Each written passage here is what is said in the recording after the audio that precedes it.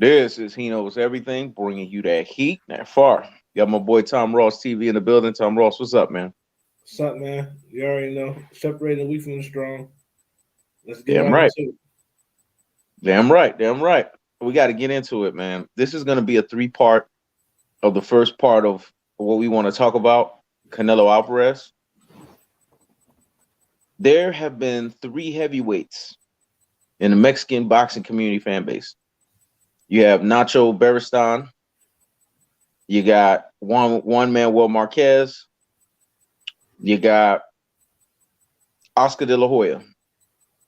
All these three have basically fundamentally had something to say, which was diametrically against or diametrically opposed to the fact that Cinnamon Toast Crunch won a paid to lose, nosedive, undisputed bout. We start off with Nacho Beristan.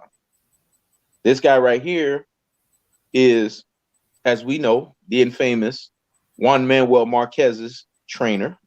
He says that Canelo Alvarez is not a pound for pound fighter. The Englishmen that he has fought are not on his level. And he's been fighting fights that have been too easy. So for me, because of that, he is not a pound for pound fighter. Now, they've gotten on Nacho Beristan in the past because he's always had something, as Cinnamon Toast Crunch fanboys would say, negative or diametrically opposed to Canelo Alvarez. But he's just telling the truth.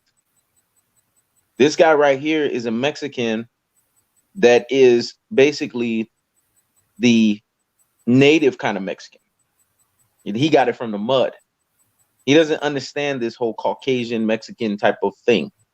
Right. He understands hard work and dedication. The fighter that he got, Juan Manuel Marquez, came from the slums of Mexico. The both of them work hard in hopes and envision that Juan Manuel Marquez would hopefully become an aspiring boxer. They didn't know what Juan Manuel Marquez was going to be. They didn't even know if he was going to be great. They were just pushing, hoping that Juan Manuel Marquez could break through the ranks and break out of the poverty line that we know that's prevalent in Mexico. Now, we know what Juan Manuel Marquez has become. He's become a successful boxer, a Hall of Famer, and in my estimation, I have him right there neck and neck with Oscar de la Hoya as the two greatest Mexican fighters to ever fucking fight. And the only reason why I put Oscar de la Hoya right there with him is because Oscar de la Hoya made Julio Cesar Chavez quit. He made that motherfucker quit. The reason why I put him just above is because Oscar's really an American fighter who happens to be Mexican. And he's straight from the land. But if we talk about just having Mexican descent, then Oscar's, he's greater than Marquez. But just being from the land, he's Marquez greater than Canelo from the land, man. And I don't have no problems with that. I don't have no interjections with that.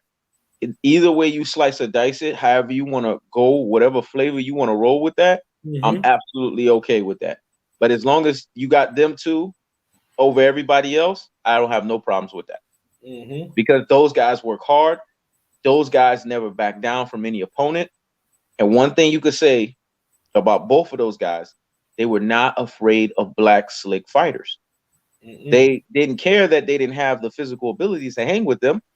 They didn't care that, they lacked in some elements of physicality, but they went toe to toe. And when it came to them to fight those fighters, they stepped into the ring. Juan Manuel Marquez didn't hesitate with Floyd Mayweather. Oscar de la Hoya didn't hesitate with Sugar Shane Mosley. They just didn't hesitate. Oscar de la Hoya didn't hesitate with Felix Trinidad. They did not hesitate. They took on those fights. Where we look at Cinnamon Toast Crunch, there's an 8.5 year hesitation with a Jamal Charlo. This is probably the worst DuckTales I've ever fucking seen in boxing. It's embarrassing. The fact that we're going to go a decade that he's ducked Jamal Charlo And fight fans are not holding him accountable to this. Yep. David Benavidez, since he stepped up to 168, he has found ways to not only duck David Benavidez, he's found ways to get the belt out of David Benavidez's hands. They weren't even checking for David Benavidez and his belt, truth be told, until Cinnamon Toast Crunch brought up the point of, oh, well, this happened to him, so why don't you guys be fair and try to see if you can take the belt away from him? That's what caused him to get the belt removed. Cinnamon Toast Crunch's allegations against him, because he knew if he did that, basically, why would I need to fight you? Why would I need to justify fighting you? What do you have that you bring to the table for me to fight you? How can fight fans put me in a locking and in a precarious situation for us to fight? Then let's go to Juan Manuel Marquez. Juan Manuel Marquez says Cinnamon Toast Crunch will never be the best in Mexico. Mm-hmm. Never. He made that clear. No matter what he does. Never. Like, he was very emphatic about that. And then Oscar de la Hoya says, interestingly so, now that Cinnamon Toast Crunch is no longer on Golden Boy, he can't protect him.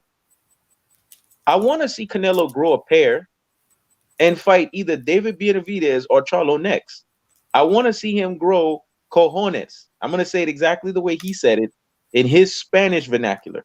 I want him to grow a pair of cojones and fight David Benavidez or Charlo next. What do you think about those three legends and how they have said what they said about Canelo Alvarez? What the thing about Canelo was this, and no, the thing about De La Hoya was this. Mm-hmm. Right? De La Hoya fought everybody. Whether he won, lost, or draw, he fought everybody. Yep. So De La Hoya was trying to. This is the reason why Canelo's no longer with De La Hoya. He was trying to get him to fight people. Yep. But De La Hoya, he was trying to get him to fight people, and he's trying to keep him as a client at the same time. So he'll try to get him to fight him, and then Canelo's like, "No, I don't want to fight this guy." Then De La Hoya, he's a promoter. He has to make this fight nobody wants to see sound like something somebody should want to see it. Yep. He has to do that.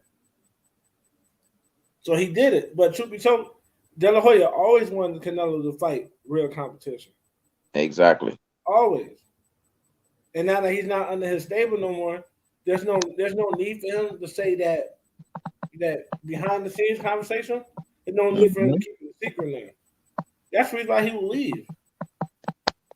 Him and DAZN, they got tired of Canelo not fighting anybody.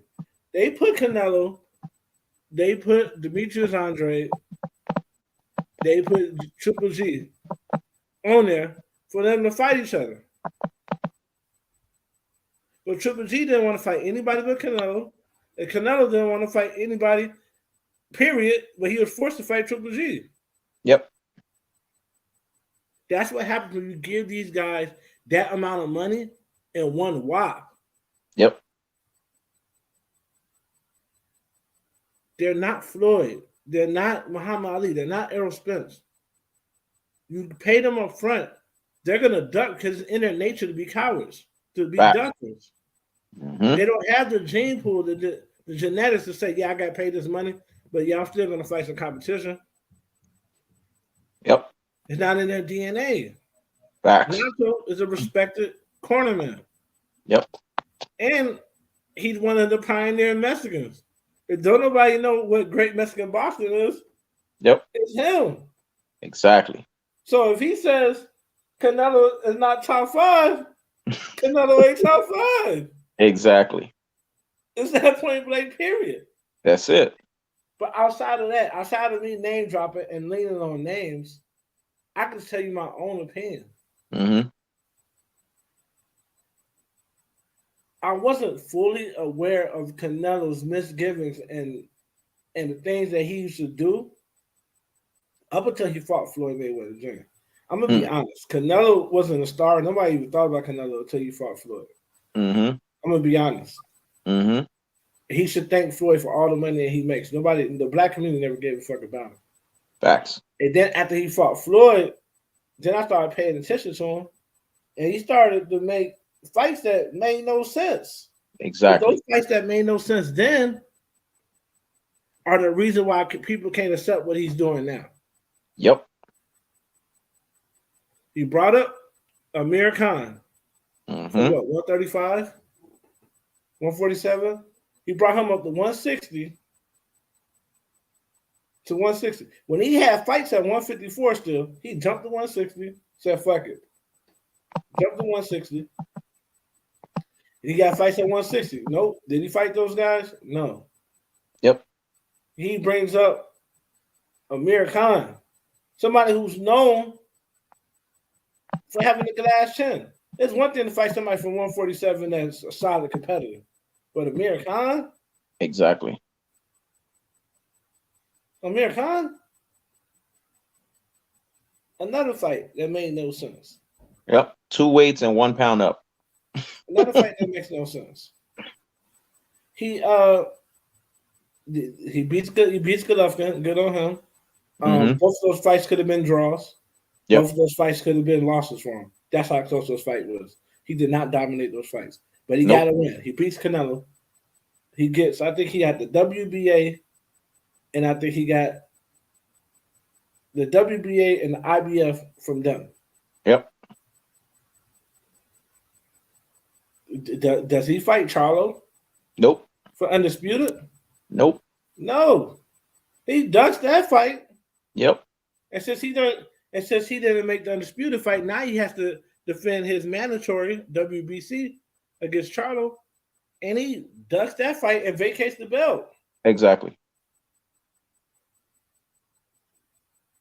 So he vacates that belt, the WBC, he vacates the IBF same time. That's how Golovkin got the IBF belt back again. Yep. Because he took it from him, then he gave it back. Exactly. Because he didn't want to fight his mandatory and Derevyanchenko. Exactly. And both Golovkin and Canelo ducked Derevyanchenko. If we keep it all the way 100. Yep. So these guys get a pass for ducking because they're white and they're near white. Yep. Because those are clear-cut definitions of ducking. Fighters not fighting the fights you think they should fight aren't necessarily ducking. It depends on the situation. If a fight has been mandated, if a fight is an undisputed fight, yep. If you have absolutely nothing going on at this time, this person has absolutely nothing going on at this time, and both of y'all take fights that make absolutely no sense for y'all career, y'all ducking. Exactly. And sometimes the duck is mutual. Sometimes it's two fighters that don't want to fight each other. Yep. They scared of losing. Sometimes the duck is mutual. You guys have said Mayweather duck for things for way less than that. Y'all say Mayweather duck fighters that wasn't even at his weight class, and not even his generation of fighter. Yep. Y'all say Mayweather duck Margarito, he was a known cheat. Yep. But y'all not saying the obvious that Canelo Alvarez is afraid of Charlo. He's afraid of Andrade. Yep. Just be real. Yep. And this Canelo Alvarez winning Undisputed lets you know how much Undisputed really means. Nothing. It don't mean nothing, man. It all depends on the road travel. Exactly. To get it. Yep. All depends on the road travel to get it. It means nothing. Look at the people who fought to get it. There's no way Canelo should have the WBC belt without having to fight it, to earn it in some type of way. Exactly. You can't have an undisputed title. Undisputed means there's no argument for anyone else. Exactly. You have an undisputed title when you have one of the belts by default. Yep.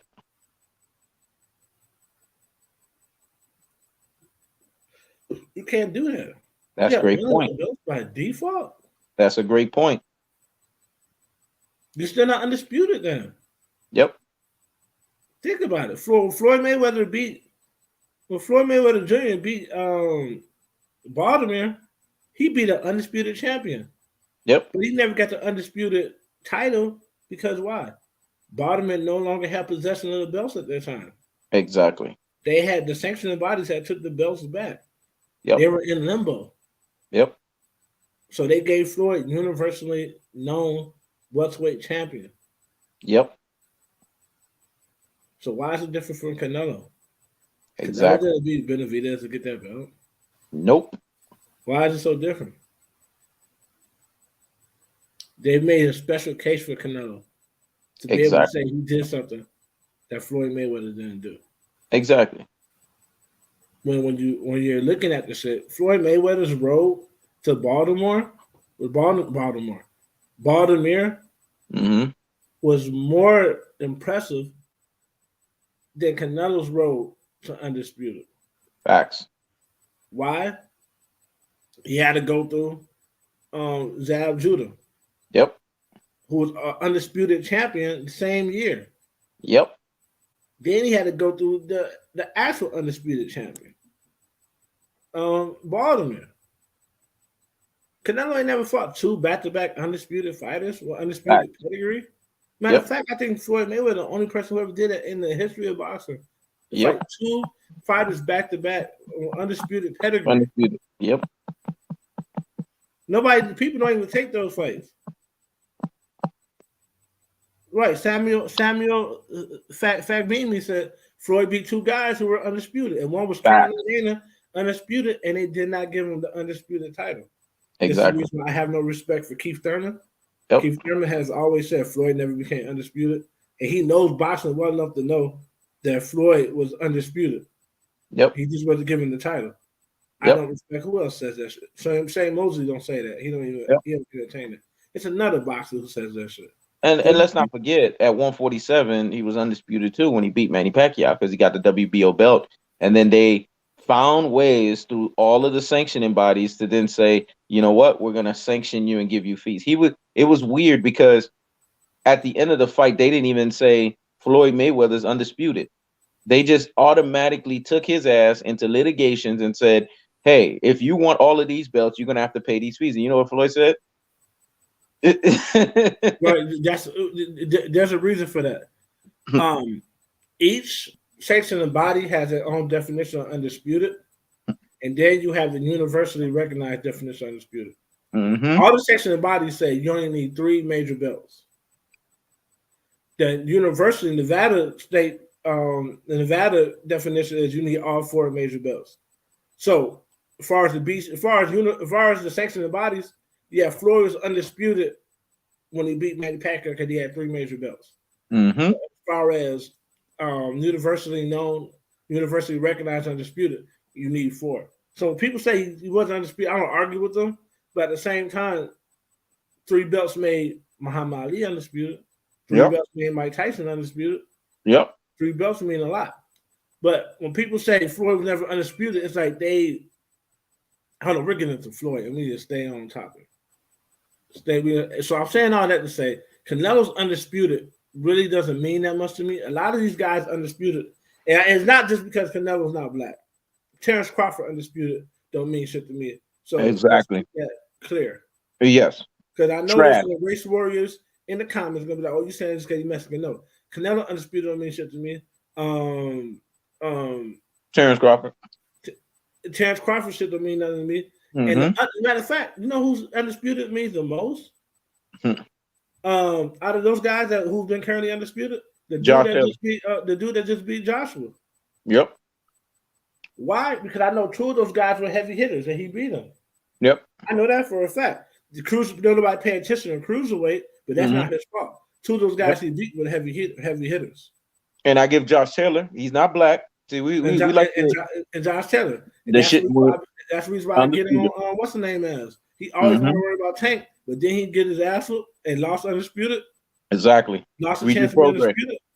Regional program. Pay attention to your own weight class. Exactly. You know what I'm saying? He choked. But back to Canelo. So it's not just that. It's that. Canelo had did some shifty shit to get undisputed. Yep. I would respect Canelo more if he would have beat Demetrius Andrade at 160 and got it. Because he would have had beat Triple G, Danny Jacobs, and he would have had beat, even though I think Danny Jacobs was fishy, Nobody told Danny Jacobs to take that fucking dumbass fight after having cancer. And he would have beat Triple G, Danny Jacobs, and Demetrius Andrade. I would have had to give him his credit. Yep. I would have had to give. I stopped even trying to like Canelo after he dunked 160 the way he did. Exactly. 2 weight classes I care about the most. I never really care about heavyweight like that. I had a few heavyweight fighters I like. I always care about 147 and 160. These are weight classes that you cannot duck an undisputed fight in. Yep. There's no excuse for that. Yep. There's no excuse for that. Now, please, miss me with that. You wasn't making weight shit. You only at 5'7". Yep. You have no business as an athlete not being able to make 160 pounds. Yep. When that's the average weight for somebody at 5'7". Yep. That's average. Yep. The average man's weight is supposed to be 160 pounds at 5'9". At 5'7", you're supposed to be making 160 easy. Easy. Miss me with that shit. Yep. No, you was afraid you was gonna get outboxed by Demetrius Andrade. Facts. And that's why you didn't fight him. And I have a fundamental problem with that. Because I would have more respect for you if you went for the Undisputed and you lost to Demetrius Andrade, that you going up and fighting people nobody want to see you fight. Exactly. All right, man. I'm not gonna beat it into the bush. We can get to the next topic. Well, I want to just throw some ad-libs on that. The Caleb Plant fight revealed why Canelo Alvarez doesn't want to fight Demetrius Andrade. Exactly. Caleb Plant is nowhere near the boxer that Demetrius Andrade is. And he was giving Canelo Alvarez fit. We call this guy white chocolate. You know why we call him white chocolate? Because he has the black slickster style and he's white. Don't you see? This is what we was trying to tell you guys. Black fighters are the most elite fighters on the planet. It's our physiology. It's our DNA. It's our anatomy. And yes, now it's time to make Mexican community fan bases, European community fan bases, Filipino community fan bases, all of them mad. It can't see no damn black fighters in the damn ring. These are facts. And when you look at Demetrius Andrade, look at the work that he was even able to do with Sean Porter to help him prep for Errol Spence, that tells you everything you need to know about Demetrius Andrade. This guy's legend stems way back since his amateur days. This guy has beaten every motherfucker up. And the reason why we don't hold amateur too highly, or you got to look at it and say it's profound. This guy walked out of the fucking amateurs undefeated, beating every motherfucker up in every different. And you know what they said about Demetrius Andrade? This man can fight every style. You think Cinnamon Toast Crunch didn't know that? Cinnamon Toast Crunch was waiting for this guy to ever have moments where he was waning. This is the only way he would have considered the fight. Yep. Let's say he would have got injured. Let's say he would have gotten in a car accident. Let's say something bad or fatal would happen. Oh, yeah, I'll fight him now. But none of those things happened.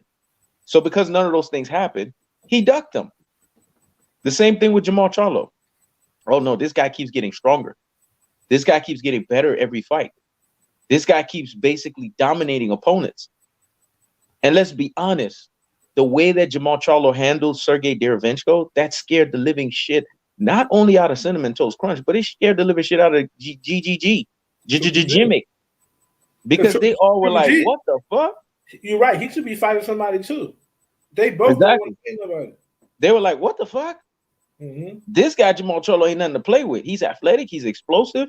His power transcends from weight class after weight class after weight class. This is insane. This is why I say that Cinnamon Toast Crunch is the LeBron James of boxing. You draw the simile between the both of them. What happens? Their fans are blind. Their fans overrate them.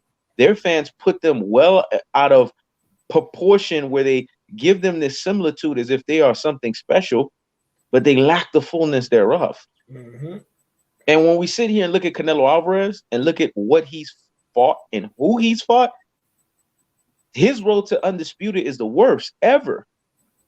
His road to Undisputed don't match Josh Taylor.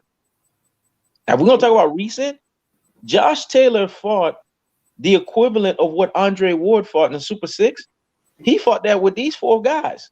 Him, Maurice Hooker, fucking Ramirez, and Regis Prograis. That right there in of itself was phenomenal. And to see how Josh Taylor was able to prevail, his Undisputed is legit. He was the same one, by the way, that said Teofimo, the super duper hype job variation, is disputed, not undisputed, because Devin Haney has the WBC Super Championship belt, by the way. Right. And he looks stupid standing next to this other clown here, whose undisputed is really disputed. He looked like a double disputed, and they both look like two clowns bringing their belts to the damn ring. It was just it was a circus clown show. No, they did that purposely. They used Teofimo Lopez. Yep. Because they know both of their shit is disputed, but they know Teofimo Lopez is more disputed. Exactly. So they put him next to him, and they had Canelo tell him, "You ain't really undisputed. You ain't undisputed." So Canelo could look better. That was staged to validate Canelo's undisputed. That's exactly. Exactly. And fight fans fell for it and started clowning Teofimo Lopez. And see, the Lopezes didn't even realize it. Just to give, and this is why I call Canelo Alvarez the LeBron James of boxing, because they do the same thing. I like Samuel Fact Beamy because he's telling the truth. He said Tank will KO Teofimo. Well, that's facts. He's also saying that Tank will KO Josh Taylor in Scotland, and he's saying that would be Tank's Ricky Hatton moment. I actually fundamentally agree with that. If Tank does that, everybody better shut the fuck up. Exactly. Exactly. Regis Prograis needs to worry about Josh Taylor. That's what he needs to worry about. But when we look at Canelo Alvarez, the fact that these legends came out and they didn't respect him, that tells you what the landscape is. That tells you how Mexican legends see him as. They're never going to respect this guy until he steps into the ring and he fights Jamal Charlo, he fights David Benavidez, and he fights Demetrius Andrade. He has to fight those three guys. Let me tell you what's going to happen, Tomross. When he fights those three guys, whether he wins, lose, we know he's going to lose, or fucking draw, the Mexican legends would then come out and say, we respect Canelo Alvarez. Because they need to see Canelo Alvarez fight where he doesn't have an advantage. All of these guys, when they fought, they didn't fight in fights that they had. Oscar De La Hoya did not have no advantages against Felix Trinidad. He did not have no advantages against Sugar Shane Mosley. He did not have no advantages against Bernard Hopkins. But he stepped into the ring with those guys. And he went toe-to-toe with them. He didn't have no advantages against Floyd, even though he was the cash cow. But he stepped into the ring with those guys. Juan Manuel Marquez stepped into the ring with Manny Pacquiao, stepped into the ring with Floyd Mayweather. I mean, you gotta you have to put yourself in the fire. He did make Floyd come up to 154, but if he didn't do that, he would have got murdered. He had to do that. Yes, because he couldn't make 147 no more. So no, he couldn't make 147 no more. But just the fact that, I mean, Floyd already fought at 154 just a few times. Yeah. Okay. Oh, you talking about De La Hoya? I thought you was talking about Juan Manuel Marquez. If you talk Oscar De La Hoya, yes, that was the first time. But my point is, Juan Manuel Marquez fought these guys, and he didn't even blink when he did it. Why is Canelo Alvarez blinking at Jamal Charlo? Why is he blinking at Demetrius Andrade? The guy's 5'7". He's not 5'9". They list him as 5'9". He's really 5'7". He can make 160 fucking pounds. Easy. So don't give me this shit about he can't make 160 no more. He was the one that said I could go from 160 to 175. But you want to fight Errol Spence at 160. You see the bullshit? He can't make 160. If you 5'9", you have no business not being able to get down to 160 if you're an elite athlete. Exactly. That's regular people problems, not elite athlete problems. Yeah, they're saying he can't make 160, but then he wants Errol Spence at 160. That shit don't make no sense. So if you want Errol Spence at 160, that means you can make 160. Yeah. So why not fight Jamal Charlo at 160? He can only make 160 for somebody he know he had a good chance of beating. Exactly. That's it. Why not make 160 for Demetrius Andrade? These guys are 160 pounders. Because they might not be better boxers than Errol Spence, but they already bigger and they already stronger naturally. Exactly. That's why he don't want to fight them.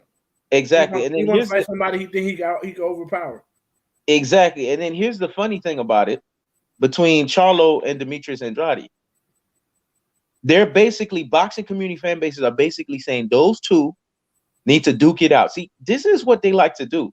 They like to take black fighters and have them beat each other up so that Canelo could come in once they're wounded on the back end and then say, oh yeah, I can fight you now. Because I'm gonna tell you right now, Demetrius Andrade and Jamal Charlo fight each other. At the end of that fight, you know what's gonna happen? Canelo's gonna show up and Canelo's gonna say, oh, I can make 160 and fight the winner. And Canelo's gonna try to do it with them not having a full 9 to 13 weeks. Yep. He gonna try to say, hey, I'll fight you, but I can fight you like 6 weeks later. I can fight you 7 weeks later. Because he'll know that they're not fresh. This is why Cinnamon Toast Crunch is not respected. And that whole 9th round that we overheard, if that's not a pay to lose or a nosedive, because I really want to harp on that. Caleb Plant talking the way that he was talking, that was scripted, man. That was something they went over before the fight even happened. Yeah. And you know how you could tell? Because let's be honest, Ross, Cinnamon Toast Crunch don't got the best English in the world. He would fumble his words up. So they practiced that. That was practice. That was rehearsed. That was a routine. Yeah. And for Caleb Plant to sit there and not have a killer instinct no more, but to sit there and say, oh, you respect me now, right? Who fucking does that when they're trying to beat a person up? You're not talking like that. That's some shit you say for the end of the fight. What thing is that was put in there for people to say Caleb Plant got comfortable, and so when he earned his respect, then he started losing. That was put in there for that. Yep. Truth be told, everybody who's saying that shit who's not biased, they can tell that was a dive. Exactly. That's exactly what it was. Because Caleb Plant, I had it 8-2, Ross had it 9-1, and Don in the chat had it 7-3. That's the worst I've seen. But he said Caleb Plant was winning 7-3 rounds easily. Boxing judges are corrupt. Right. Boxing is corrupt. And the fact that they sit here through their corruption and corrupt the situation, it reveals to you guys how these scoring cards are really looked at. Honestly, in that fight, there was a combination of things going on. We had Las Vegas mobsters. If you've been to Vegas, I've been to Vegas. Ross been to Vegas even recently. We know how that shit is. Nothing about Vegas, even the climate of it, even when you smell the atmosphere of it, nothing about it tells you it's clean. It's dirty air. Everything about it is smoke and mirrors air. Everything about it is a facade. Everything about it tells you there's corruption that's happening. Whether if it's in your face or whether if it's behind the scenes, that shit is happening. That's why they tell you what happens in Vegas stays in Vegas. That's why they literally call it the Sin City, because sin is happening all the time in that damn city. You had Las Vegas mobsters. Those are the corporations, the MGM. Don't you notice MGM dominates all of the products? Yep. All of the fucking products there is. Salute to you, Big Castro. He said he knows everything. And Tomross, salute Alpha Dogs. Salute to you. Salute. We like that. That's it. You got to recognize. You recognize that alpha male energy. Mm-hmm. When we sit here and look at what's going on behind the scenes, and then the Mexican mobsters, this is how you could tell the energy of Caleb Plant was off. Caleb Plant came to a realization in round 10, and I don't care what anybody tell me. By round 10, he came to the realization, if I do not sit here and make this guy look good, I'm fucked. I think, I'm going to be honest with you, Ross. I think Caleb Plant, because he was doing so well against Canelo, he forgot the script for 9 rounds. He fucking forgot. He's like, man, I'm outboxing. You know how when you are in a pay-to-lose situation, there can be moments you can renege. Because in those moments, you're like, man, I'm doing so. I think he remembered, but he said, fuck it. I'm going to try to win this fight. Exactly, because he knew round after round, I'm faster than this guy. I'm out combination this guy. Did you see that six-piece hit combo that he landed on Canelo with precision? That thing was beautiful, man. Mm-hmm. He was dismantling Canelo. Even Mexican fans was like, yo. They were quiet. Caleb Plant is a very slick fighter. I've heard him say it in the comment section. He's great. He's very slick. And this is how you know when somebody's beating somebody up, because I'm alluding to Tomross's point. When somebody's beating somebody up and they're diametrically opposed to that person, the crowd is quiet. For 9.5 rounds, the crowd was not yelling. They were quiet. You couldn't hear nothing but crickets and these commentators that were lying and Steve Farhood's scoring card that was completely atrocious. That's the only thing that looked like mired controversy conjecture.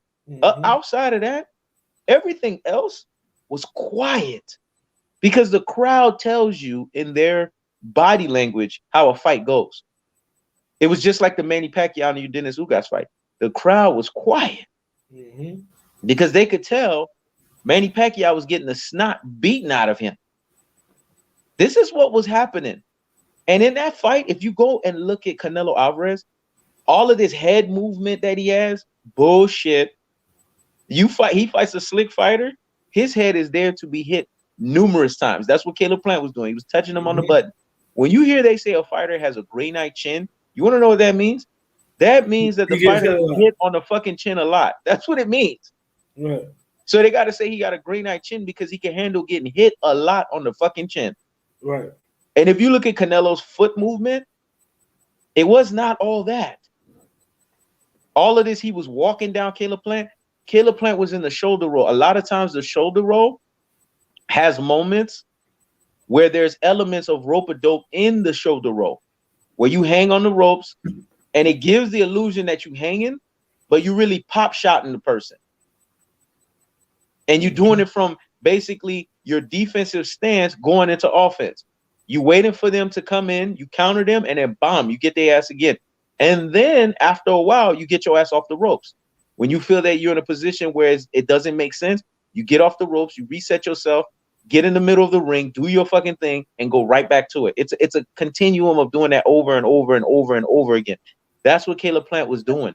For 9.5 rounds, he gave you a poor man's Mayweather, and the poor man's version of Mayweather was beating the shit out of Cinnamon Toast Crunch. And you know what it also revealed? That Cinnamon Toast Crunch did not learn from Mayweather, like I keep telling everybody. He didn't get better from that fight. They tell you he got better. He didn't fucking get better. Nah, he fought worse competition, and when he fought good competition, the fight was won before it began. Exactly. Danny Jacobs. Canelo said, I got to fight Danny Jacobs on a rehydration clause. Yep. Because he rehydrates, he gets too big. And then the next fight after he fought that, Canelo went up to 168 and weighed in at 170-something pounds. And then he went all the way up to 175. So why did you give Danny Jacobs a rehydration clause when you can make 175 yourself? You didn't want him to be at his best. That was the problem. You didn't want him to be at his best. But you knew he needed that money. And with Danny Jacobs not at his best, he still was flooring you. Yep. Because those punches that he hit him with, that he dazed him with, yep, he would knock Canelo out with those punches, man. Exactly. They were flush. Yeah. Boom, boom, boom. Canelo, like, you kind of dazed and shit. Danny Jacobs able to rehydrate. That's why I give Triple G more respect than Canelo at 160 because Triple G fought Danny Jacobs at Danny Jacobs' rehydration. And if he didn't get that knockdown, he would have lost that fight. That knockdown saved him. Exactly. Because after that knockdown, Danny Jacobs started going to work on Triple G. Yep. And the funny part about it is Danny Jacobs at 186 would have given Canelo Alvarez problems. Canelo is overrated. And that's why I keep telling everybody. People say Canelo's a great fighter. He's not great to me. People even go as to say Canelo's good. Even the word good is overly used. Canelo, to me, with the strings of pay to lose that he's had, the strings of him basically being a drug cheat, Clint Bluterol, him basically being a guy who always has to have some claws, Canelo's mediocre. He's average to me. That's the way I look at him. Because for you to be a great fighter and for you to be a good fighter, you do not need all of these advantages. You just need to have your skill set, go out there, fight, and prove to everyone you're just that damn dominant. He is smoke and mirrors. He's a fighter that they had to build up, and they're continuously building him up. And there's a lot of people who have their channels now, and their channels are on the line with each and every fight that Canelo has. Because at any given moment, their channels are going to basically go to the wayside, or it's going to get suspended because Canelo Alvarez is going to get exposed at some point. That is going to happen. That fight against Caleb Plant was the scariest moment for Caleb favored channels. For those 9.5, 10 rounds, I wish I could record them. I'm sure all of them were sitting there like hoping and praying that there was going to be some miracle that was going to happen. That was such a fairy tale, man. The biggest fucking fairy tale I've ever seen in boxing. That's why the Nacho Baristans, that's why the Juan Manuel Marquez's, and that's why the Oscar de la Hoya came out and was diametrically opposed to it. Even Andre Berto, who they tried to sit there and only take snippets of what he said that last week me and Ross didn't agree with, but we said, you know what, we got to go listen to what he said. When we actually went and listened to what Andre Berto said, Andre Berto was talking the truth. He said, man, Caleb Plant was fucking his ass up in that side positioning. He was fucking his ass up in that awkward Mayweather defense style. That's how Andre Berto was talking. He said, man, he put that side positioning on Canelo, and Canelo didn't know what to do with it. He said he made Canelo look, it really looked like a one-sided fight. Here's the one that got me.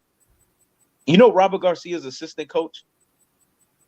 The guy that's always on the ES News. They always interviewing him. I don't remember this motherfucker's name, but he's in Robert Garcia's camp.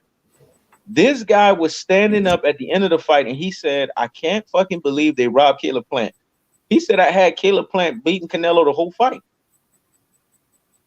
He said, I don't know what everybody else saw. I saw Caleb Plant dominating Canelo. I saw 9-1. Yep. And but the reason why they did the scorecards like that, the reason why they did the commentary scorecards like that, because they know what they've always done to black fighters. Whenever a black fighter win by a knockout, what they do is they still try to give the other guy a moral victory. They'd be like, well, the white guy or the Mexican guy was winning on the cards. They always do that shit.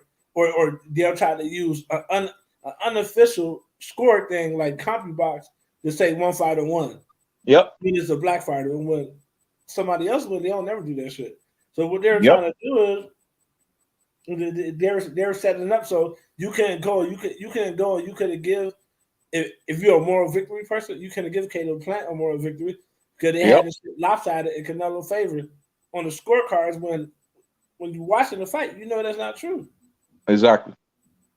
And Showtime was not saying anything when Caleb Plant landed punches. They didn't say shit. It is their job to say something.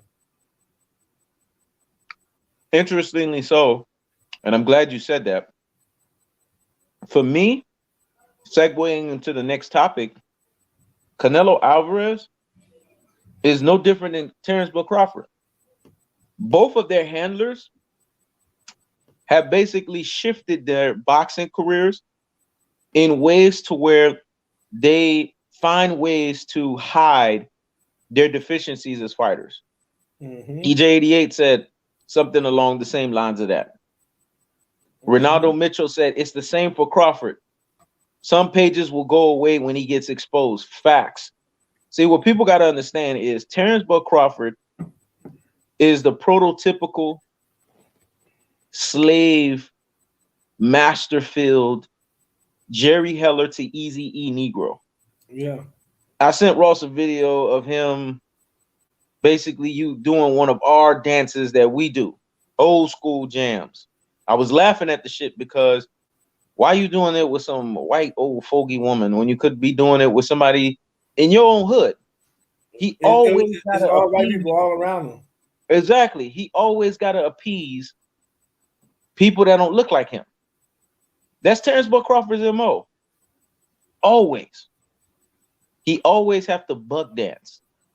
He always has to coon and fucking buffoon. That's just his MO.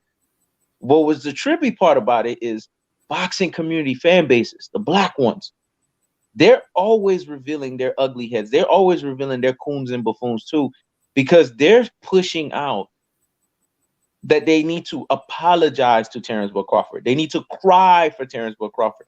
They want to beg Terrence Bud Crawford so that they can get Terrence Bud Crawford on their end. You guys have to understand the slickness and the begallery and the bamboozlery and the betwixing that's happening with that. By them getting Terrence Bud Crawford, and let's say Terrence Bud Crawford eventually agrees to interviews and agrees to affiliate with them, that gives them the ability to then talk trash about Errol Spence. Yep. It gives them the ability to use Terrence Bud Crawford as their poster boy to spit on Spence, because let's be honest, that's what they want to do anyway. That's exactly what they want. John Smith, we don't sound like who you're talking about. We are different.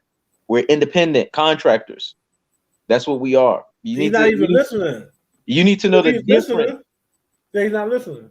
Exactly. Of course he's not listening, because if he was listening, he would understand that we're basically dissing them. That's what we've always done. So I don't know where your ears are at. Maybe you need to crawl right back from the hole that you came out of. I don't know.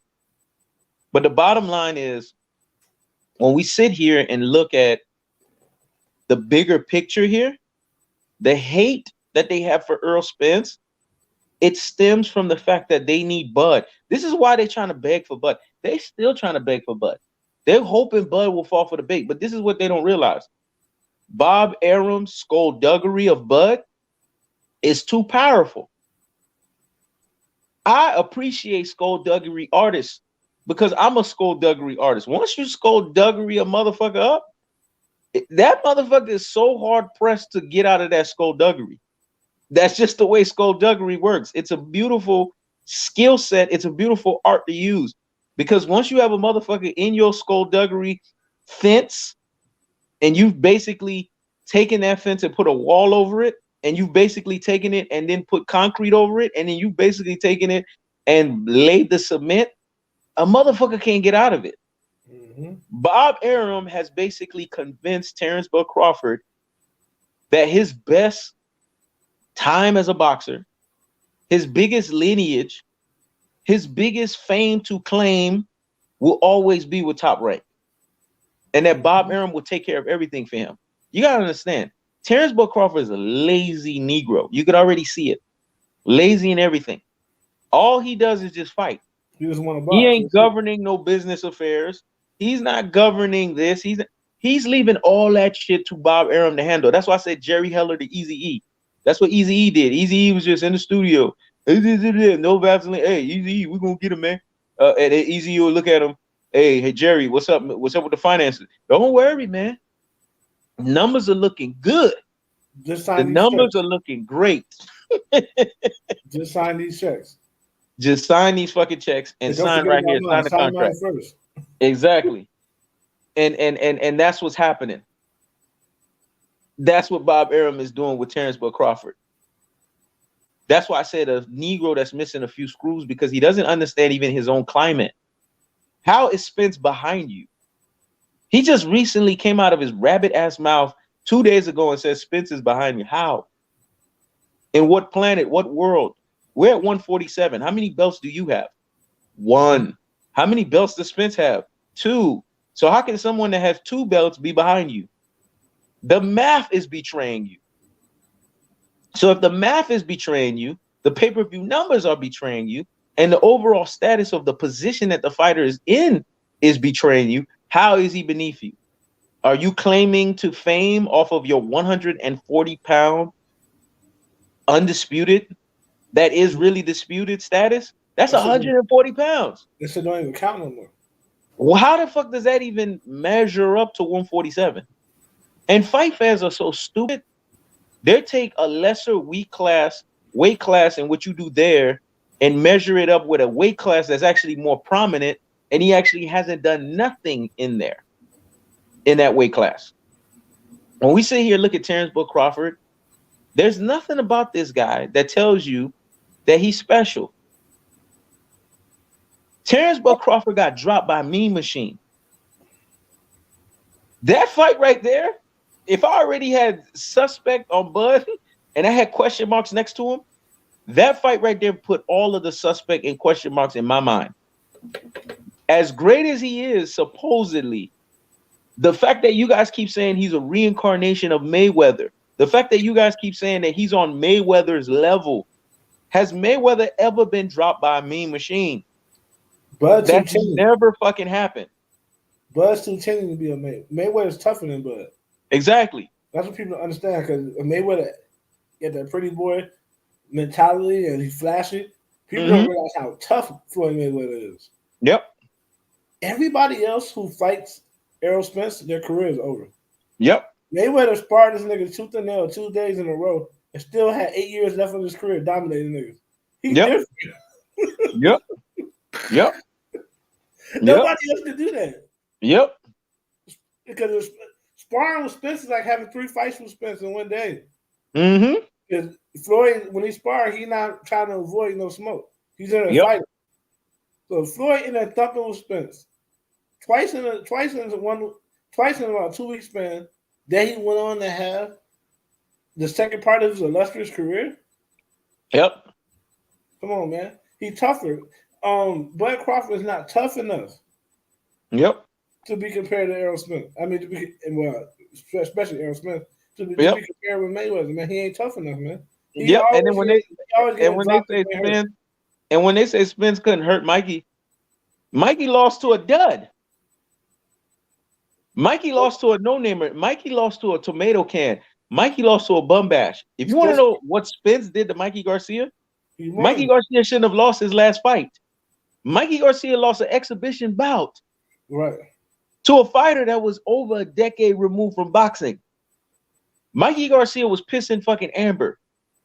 Mikey Garcia's wife was saying, how come you can't fuck me? It's been 2 weeks after the Spence fight, and you still can't fuck. What the fuck is wrong with you? This is what Spence did to him. So when y'all say he can't hurt Mikey, Mikey's career, Mikey's lifeline as a boxer is completely done. Mikey's selling CBD oils. So don't tell me Spence didn't hurt Mikey Garcia. The worst thing they could have did for Mikey is continue that fight. Exactly. The fight's supposed to be stopped in the 7th, no later than the 8th. And yep. The 8th is a ragdoll on there. Yep. Let him stay. But people don't realize this. You could, if you protect your vital organs, you could stand in there and not get knocked out all day. Exactly. You're not fighting. Exactly. But you're being damaged worse than if you just got knocked out and just fell out. Yep. All those punches, whether you block them or not, you're still getting hit by that shit. Exactly. So it's like you're in many car crashes. He was like in every round of that fight was a car crash. Exactly. This nigga was in severe car crashes the whole fight, every round. Yep. Mikey Garcia never gonna be the same again, man. And you know what? I love it. Every time I see Mikey Garcia slurring, stuttering, losing to unscrupulous fighters, losing to fighters we never heard of. I love it because I understand boxing. That's worse than a knockout. He destroyed Mikey Garcia's career. Exactly. And needed to happen because that bullshit style needs to go away. Yep. The bullshit style of we're gonna get in the ring and we're just gonna beat up on each other and we're not gonna play. Yep. Or I'm gonna fight somebody that I know I can't beat to avoid fighting somebody in their prime in my own weight class. That's what happened. Yep. He didn't have the confidence to fight Lomachenko. Exactly. That's up to 147 and down there got killed. Exactly. That's what happened. He deserved that shit. Yep. He deserved that shit. He gonna be just like Muhammad Ali. Except for he ain't gonna have the greatness to come with it. Exactly. He like Ali when he turns 67. Watch, y'all see. Exactly. And it's interesting you said that because the biggest picture here, and people got to understand, is Mikey Garcia has lost himself because he fought Spence. Derek James has said it best and renowned, and he said it, and it's evident. This has become law when you fight Errol Spence. You are no longer the same fighter when you go 12 rounds with Spence. That's common law. That's just like when you were with somebody for 7 years and they call that shit common law marriage. Mm-hmm. It's like that. you're bounded for the rest of your natural born life to have to deal with the ramifications, just like you had to deal with the ramifications of that 7-year common law shit. It's the ramifications of the 12 rounds that you dealt with Spence. That's how that shit rolls. Now, why are we talking about Errol Spence and how does he intermingle and correlate with Crawford and Porter? I am of the mindset that Crawford and Porter is going to be a nosedive snooze fest. I'm looking at Sean Porter, even in these last weeks, he's not cut. I see bulky muscles. I don't see cut. I don't see define. I don't see definition. I don't see the Sean Porter that's going to go toe-to-toe for 12 rounds. This fight right here is going to be a fairy tale. And if you notice, fairy tales always follow other fairy tales. Let me say it again. Fairy tales always follow other fairy tales. We just watched a fairy tale fight in Cinnamon Toast Crunch. We're going to watch another fairy tale fight. There's no way Sean Porter's going to win this fight because boxing wants Spence and Crawford. So they're going to make sure that Crawford wins this nosedive fight. I have no doubts in my mind, especially after what I just saw from Cinnamon Toast Crunch Ross. I am reinvigorated. I am re-exuberated by the corruption in boxing. They're going to corrupt the shit out of Sean Porter because they have to make Terrence Bud Crawford look like more than what he is so that Spence and Crawford can happen next. Ironically, Spence is going to be at the fight. Typically, I always fight against that shit. It's sad that you can see it happening because Bud Crawford, Porter. If anyone would throw a fight for the sake of boxing, it'll be Porter. Exactly. Porter be saying all type of sellout shit. Be man. Yep. Be saying doing whatever they want him to do, man. Yep. If they tell him, hey man, we're gonna make sure we break you off, but it's for the betterment of boxing. And Crawford win this fight, I could easily see him throwing in the shit. And it's just sad that when you watch boxing, 90% of the time you're not even watching a real fight. Exactly. It's just sad, yo. It's sad. It's fact. If he go in there, and Porter will throw the fight. If he go in there and he, mind you, I don't think Porter will stop his whole career. If he go in there, all of a sudden gets stopped by Bud Crawford, but he was able to go tooth and nail with Errol Spence. There you go. That's trash, man. That shit is bullshit. Well, that's exactly what's going to happen. You're already calling the fight for what it is. That's exactly what's going to happen. Sean Porter's been paid handsomely to make Terrence Bud Crawford look like he got him out of there. Because the way they're going to build Spence and Crawford, they're going to say, well, Crawford was able to knock him out. Crawford was able to expose him in ways that Spence couldn't. And it's going to create people that are diametrically against Spence, people that hate Spence. They're going to say, you see, Spence got exposed. What they don't realize is Spence took more than a chunk out of Sean Porter. And that Sean Porter that was actually fighting Terrence Bud Crawford wasn't a real Sean Porter. That's why I've been saying all along, anytime I've talked about that fight in of itself, I've basically reenacted Eminem's and put it into my own version. With a real Sean Porter, please stand up. Please stand up. Please stand up. He knows. Be brazy. Oh, B Brazy's going off. He said that's why Porter started his podcast, just in case boxing don't work out. It's facts. That's facts. Be brazy. Sean Porter's letting everyone know. Sean Porter's letting everyone know by him focusing on his podcast all along and him covering fights. He's covering fights a month out from the fight. He's covering fights 2 weeks out from the fight. He's at every one of these events covering these fights. If you're fighting somebody that you supposedly say is the hardest opponent, you're not going to be nowhere near around that shit. Your ass is just going to be training. Right. And if you do watch these fights, you'll be watching it from home. You're not going to sit there and be covering these fights. They have other people. They got Abner Mars. Abner Mars could be your replacement right now. He could cover these fucking fights. Bro. They don't need you to cover these fights. It's clear what the message is. Sean Porter is there to take a nosedive. He's there to take a pay to lose. Bro. That shit is very fucking clear. And they're going to prop up Crawford. They're going to make Crawford look like a Terminator. It's gonna be a 60-40 split. We're gonna have the fucking fight. And then Spence, this, you know, I'm loving this build up for it, Ross, because it's only gonna make Spence look even better when he dismantles Crawford. I actually want them to build up Crawford so that when Spence dismantles him, it's gonna be like barbecue chicken. It's gonna be sweet. And the reason why it's gonna be sweet is because people are then going to see why Spence was Hagler and why Crawford was Hearns.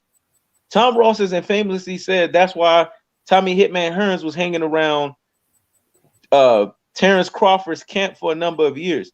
Listen, man, birds of a feather, they flock together. So it's not a long stretch, and it's not something that you can't get past your imagination that this fight is not going to end like the way Hagler and Hearns did. It's going to very well end like that. Because they said Hagler did not have boxing skills. They said Hagler, his ability was not on the same level with Hearns. How is he going to get past Hearns' reach? Notice the similarities. Crawford has insane reach. This motherfucker has like 75, 76. It's like fucking Hearns. It's weird. Yeah, 74, some shit like that. Yeah, some shit like that. It's weird as fuck. But did that help? Marvin Hagler, who has a 72, just like Spence and just like Mayweather, did it help? No, it didn't fucking help. What happened is they got beat up. Because the reason why Marvin Hagler beat up Hearns is because Marvin Hagler is more technically and fundamentally sound. He beat him up through the fucking body. And then he offed with his fucking head. That's what Spence is going to do to Crawford. Crawford can't take body shots, man. Go look at the Gamboa fight. Gamboa, you know why Gamboa almost made him do the fucking steaky leg? Before Gamboa hit him upstairs, Gamboa hit him with a perfectly placed body shot that set up the fucking upstairs. It was a two-piece combo. Go look at the Indongo fight. Indongo was hitting this motherfucker with body shots that had his tongue going like this. I'm telling you, Crawford can't take body shots, man. So when Spence gets on that inside, it's fucking over. What you got to say, Ross? So, with Spence, with Porter and with Crawford.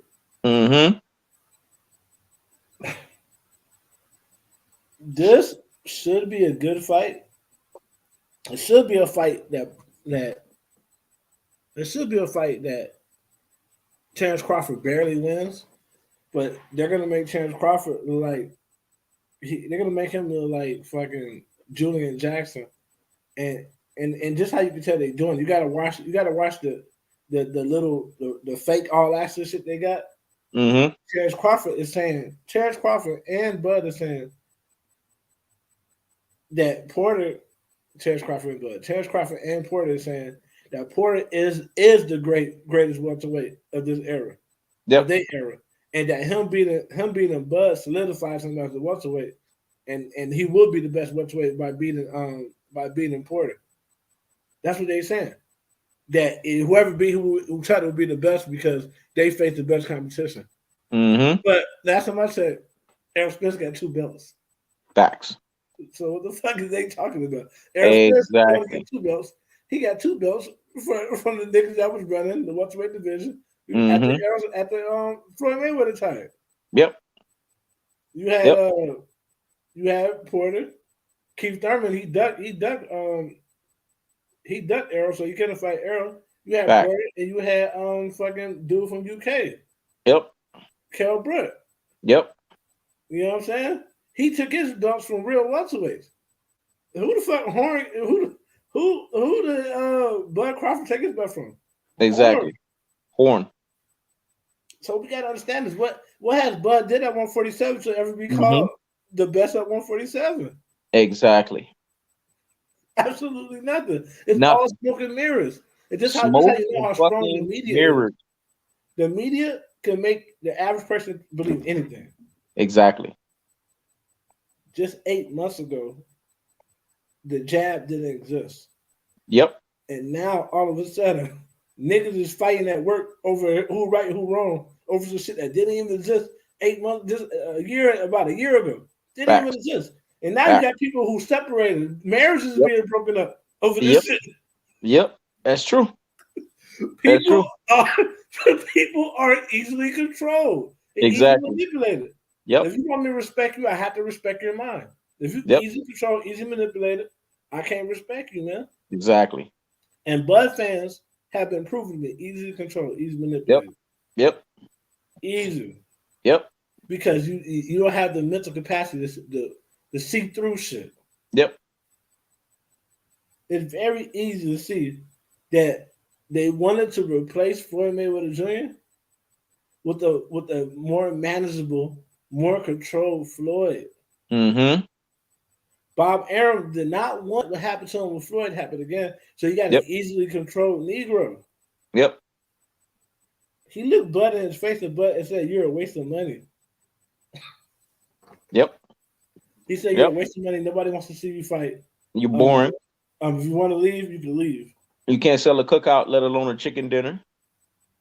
That's what he said. Bob Arum looked at him and said that. Yep, to his face. No like a respect. Slave that he is. Treated him like a slave.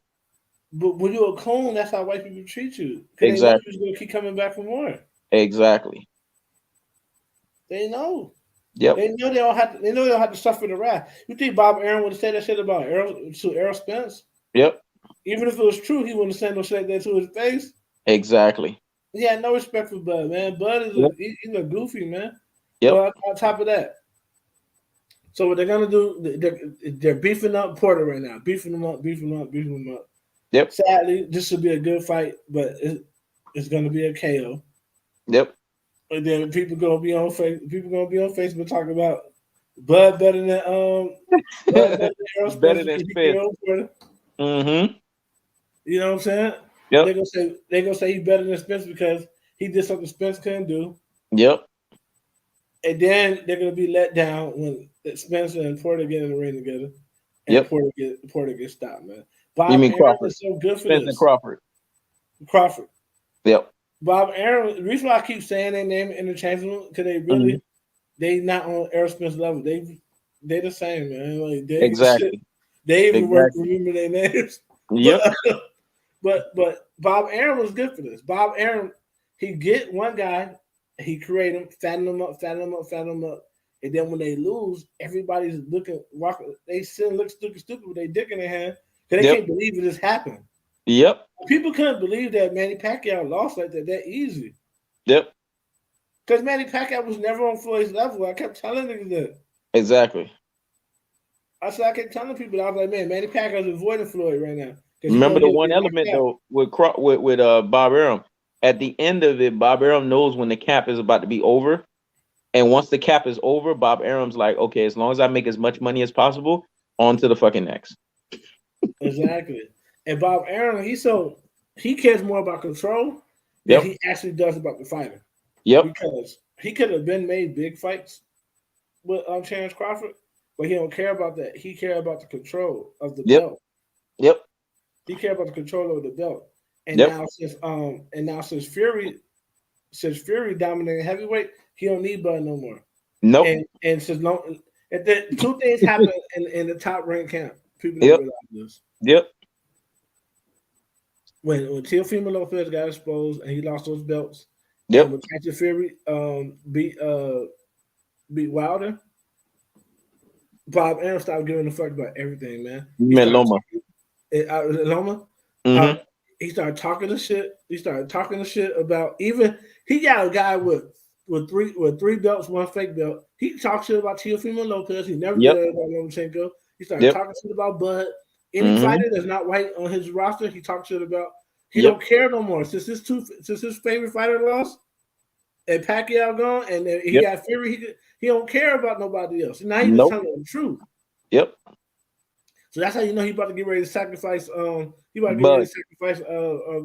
Crawford. but it's not going to be against Porter. I thought it was going to be against Porter. So I saw Porter. I saw Porter started to. He don't look like to me that he's taking this training seriously. And I had to think about something. Who still trying to be great in boxing started with podcasts, bro? Exactly. You started like Rick B. Brazy said something I've always been thinking. You started that podcast because you feel like the best part of you is over with. It's over with. Everything about us. Y'all want to know who did that to him? Errol Spence. Errol Spence. That's it. That's it. Every time Errol Spence beat somebody else, they go find an alternative another job. profession. They go find a new profession. Yep. They go find another way to eat. Greco became a podcaster. Yep. Philo Greco. Yep. What's the dude name? He a chef. Chris Algieri became a fucking chef. Algieri became a chef. He said, man. / nutritionist / advice in your ring corner. Every time Spence put his hands on motherfuckers, you can't be built a certain way to fight with Spence and then just continue like nothing ever happened. Yep. And now, same thing with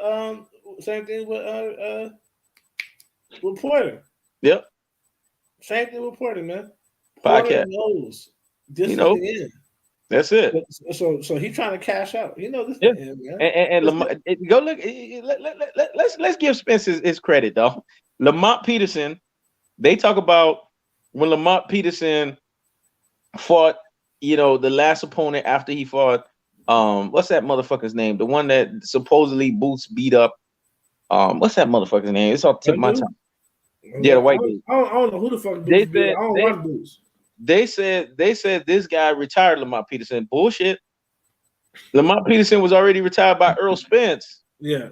So when he fought that fight, Lamont Peterson was no longer the same fighter anymore. He was retired by Errol. He was retired by Errol. Chris Van Heater. That fight was brutal. This is why I know Jerome Boots Ennis ain't shit. And I'm segueing into his ass next. Chris motherfucking Van Heater. Nobody can tell me shit. Mm-hmm. Spence fought Chris Van Heater when Chris Van Heater was a South African pride, 23-1. This guy was prominent. Mm-hmm. Spence fought him at his best. This man was talking shit to Spence. Spence aged this motherfucker 40 years at the end of that motherfucking fight. He ain't been the same since. He ain't been the same since. Jerome Boots Ennis fights this motherfucker has a no contest. But he's the next Spence. If he's the next Spence, and he fights a motherfucker that was aged 40 fucking years, then he should have fought that motherfucker in the first round and obliterated his ass within seconds. There you go. Sergey Lipinets. There you go. That's the motherfucker. That motherfucker, they say he retired Lamont Peterson. Bullshit. It was Spence that did that. Philo Greco. He fought one too many fights. He wasn't even supposed to take that fight. He wasn't supposed to. And Spence retired his ass. Philo Greco went to becoming a YouTuber and a fucking chef at the same time. His ass was in chef school too. Mm-hmm. I don't know what it is about those professions, but when Spence beats you from physical aggression profession into you being in a chill mode profession. Like you don't want to have nothing to do with physicality. Let's be real. So you want to go learn how to cook like a bitch. There you go. You want to be a woman now. There you go. I was just about to say, Ross beat me to it. Ross beat me to it. Spence beat the manhood out of you. That's how Spence beat you. He beats the man out of you. Mikey Garcia, look at this motherfucker. The bum bash and the tomato can that he lost to, their jaws dropped. I looked at it as the greatness of Errol Spence. Errol Spence beat this motherfucker up so bad that it was over. When it's all said and done, man, Spence is that dude, whether y'all want to admit it or not. And when they put somebody in the ring that Spence didn't belong with, like Ocampo, he got his ass out of there in the first fucking round with that liver shot. Bomb, hit that motherfucker in the spleen. Fuck out of here. But Bud gets Mean Machine, a guy who was 12 months removed from fighting, and he drops Bud in 3 rounds. Even Andre Ward at the end of the fight said, yo, motherfucker, your ass got dropped. When I watched that fight, I said, Bud is mediocre as fuck. Mm-hmm. Bud is actually garbage. Because the reason why I say mediocre and garbage is because you comparing him to these types of people. You comparing him to Floyd Mayweather. Anytime you compare somebody to that and they don't match up, I gotta start calling you mediocre and garbage. Right, it make you look bad. It make you look real bad. Because Floyd is a defensive savant. Like defensive wizardry in the ring with Floyd, is so synonymous. He's not getting hit with no damn Mean Machine shot like that in no damn third round. And you know what was funny? Mean Machine was just basically using Errol Spence pressure style. He just wasn't fucking Errol Spence. That's how I know Spence would beat the shit out of Bud. Mean Machine was using an Errol Spence style against Bud, and that shit was working. He just didn't have the motor. He was 12 months removed from fighting, and he wasn't conditioned properly for it. That's Spence's bread and butter to be conditioned like that. That's why I know Bud ain't gonna last. Bud gonna fold, man. That's how that fight's gonna happen. He's gonna fold his ass in the fucking ring. If we being 100% honest, Kell Brook was tagging Bud ass, man. Yes. Me and Ross saw that fight. We knew that was a pay to lose. That was actually worse than Caleb Plant, dog, because we knew. And you know why that one was worse? Because me and Ross saw when Kell Brook looked Bob Arum's way when he was about to fall. And then Bud throws a punch that goes over his head. He didn't even connect. And then Kell Brook realizing a delayed reaction. That shit was horrible. That was the worst acting performance I've ever seen. He realized in a delayed reaction he needed to fall, and his ass fell. Bro, that shit happened in Canelo fight too. I made a video of it. I caught a punch. I caught a punch that Canelo threw. That didn't even land. And Canelo grabbed his face and started doing the shoulders like this. Exactly. I said, what the fuck? Yep. I said, bro, how did I miss that shit in the fight? Exactly. I didn't see it in the fight. Yep. But they slowed down. They slowed down one of the exchanges, and Caleb Plant is reacting to a punch that didn't even land. It didn't land. It was a rabbit punch. It didn't even land. No. It went right past his face. Canelo hit the turn. He hit the ropes. Yep. I said, what the fuck? This shit is rigged like a motherfucker. It is. And then the punch that Canelo hit him behind the head with that rabbit punch.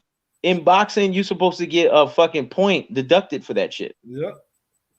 He didn't throw no overhand right. They kept saying overhand right. He hit the motherfucker straight behind his head.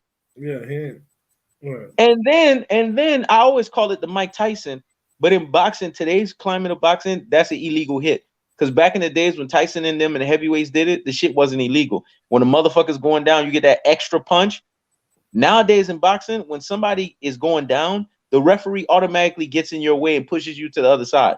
They let Canelo get that extra hit on Caleb Plant as he was going fucking down. Come on, man. If that shit wasn't rigged, I don't know what fucking rig is, man. So stop the bullshit. This is what happened in the Bud fight with Jose Benavidez.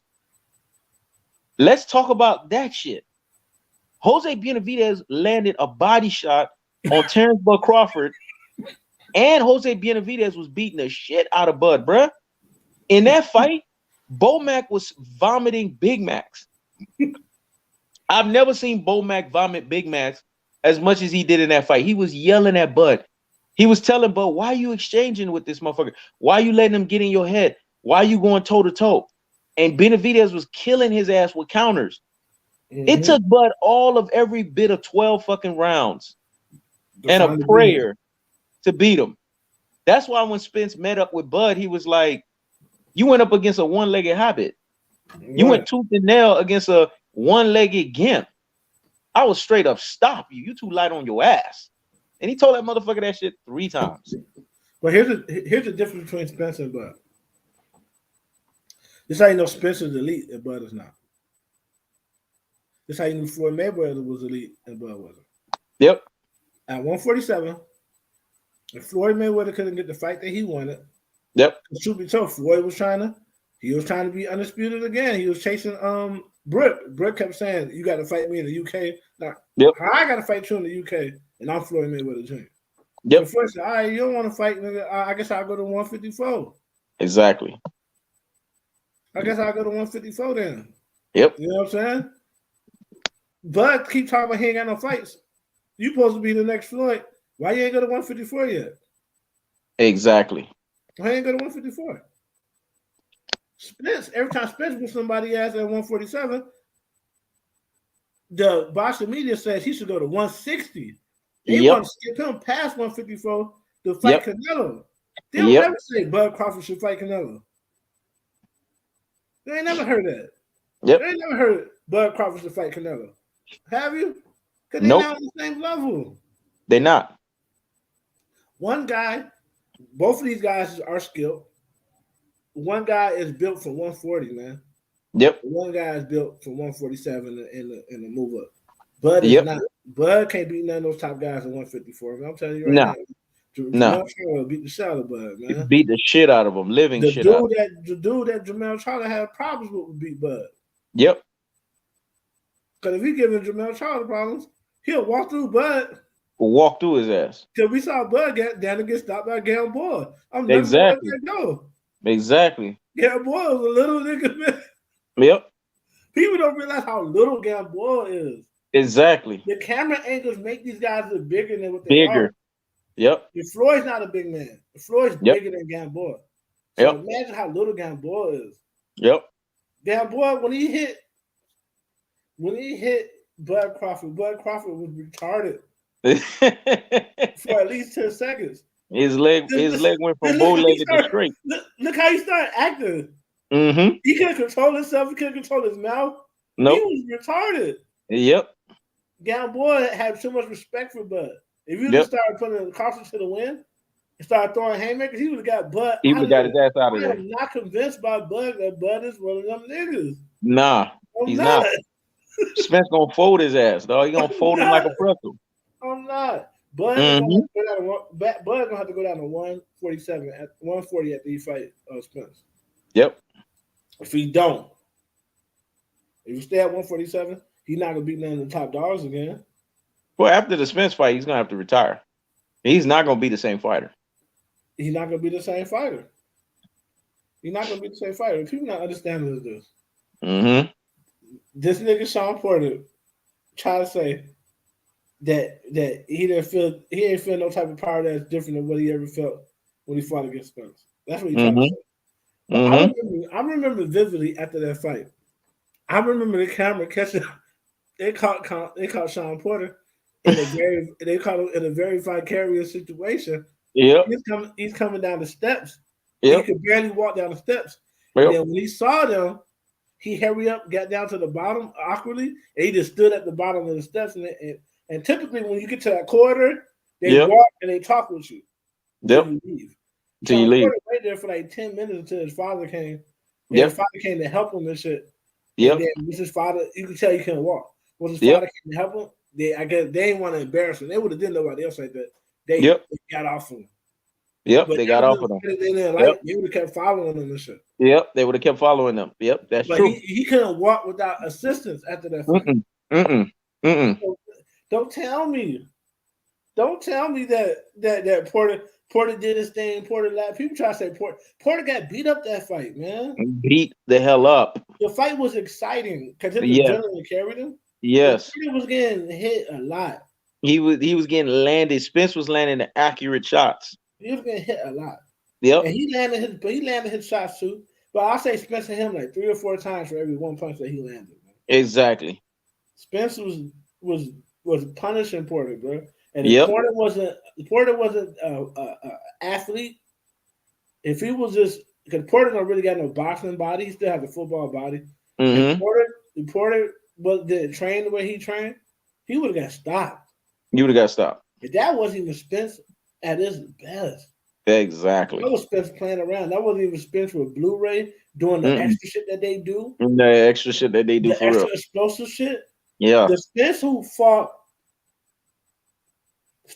Ocampo, the Spence who fought Bundu would have fucking murdered Sean Porter, man. Exactly. I mean, he would Terminator his ass, dog. Y'all not realize these last couple of years, Spence been playing. You're playing games. The Spence that we knew came back in the Mikey Garcia fight, but he's still not all the way full. Mm-hmm. But the Spence we know came back in the Mikey Garcia fight. You see how? Listen, man. Mikey Garcia had a hang. Not Mikey. Whatever the fuck his name is. Garcia had a hang on. Danny Garcia had a hang on. Exactly. He stopped even trying to win the fight. Exactly. It was about survival. Yep. It was about survival after that point, man. Mm-hmm. Let's get to 100%. It's over. It's over. He's gonna beat the shit out of Bud. That's how I know Manny Pacquiao was gonna get killed. He was gonna kill Manny Pacquiao. Yeah, man. He's gonna kill. people don't Manny realize Pacquiao slurring. Hey, you Dennis Ugas? Yeah, Spence would have killed him. Spence would have killed Manny Pacquiao, man. Seriously, that ain't bullshitting. Ugas not even known. Ugas known for technically play shots and being a fighter. He ain't even known for power like that. And he was catching Manny Pacquiao ass flush. He threw everything. Everything he threw was power. Everything he's catching Manny Pacquiao ass flush. Man, Spence would have folded Manny Pacquiao. Manny Pacquiao, all he do is fight right-handed fighters. He not even used to be in there with a left-handed fighter. It was gonna be very bad for Manny, man. I think they had mercy on Manny Pacquiao. Yep. So they could have just canceled the fight. They could have just canceled the fight till Spence was feeling better. Yeah. They said, nah, we're gonna go ahead and get Ugas in here. You know what I'm saying? When we think about it, we don't even want Spence to fight this man. Spence will fuck around, kill Manny Pacquiao. Spence would have killed him, man. Yeah, he would have. And you know, I was so happy. And that would have made Spence haters. They wouldn't have had nothing to say, dog. They would have been on quiet status for a very long time. Yeah. They would have had nothing to say, dog. Nothing. That performance Canelo had against Caleb Plant, man, Spence beat the shit. Spence would beat the shit out of Canelo, dog. I'm more. If I wasn't convinced, I'm super convinced. Spence would beat the living shit out of Canelo Alvarez, man. It wouldn't even be fucking close. That's the thing, man. That's what people not understanding. This boxing shit, man. You gotta look at. First of all, you gotta stop listening to the ringside announcers. Yep. And actually watch the shit. You need to watch how they train.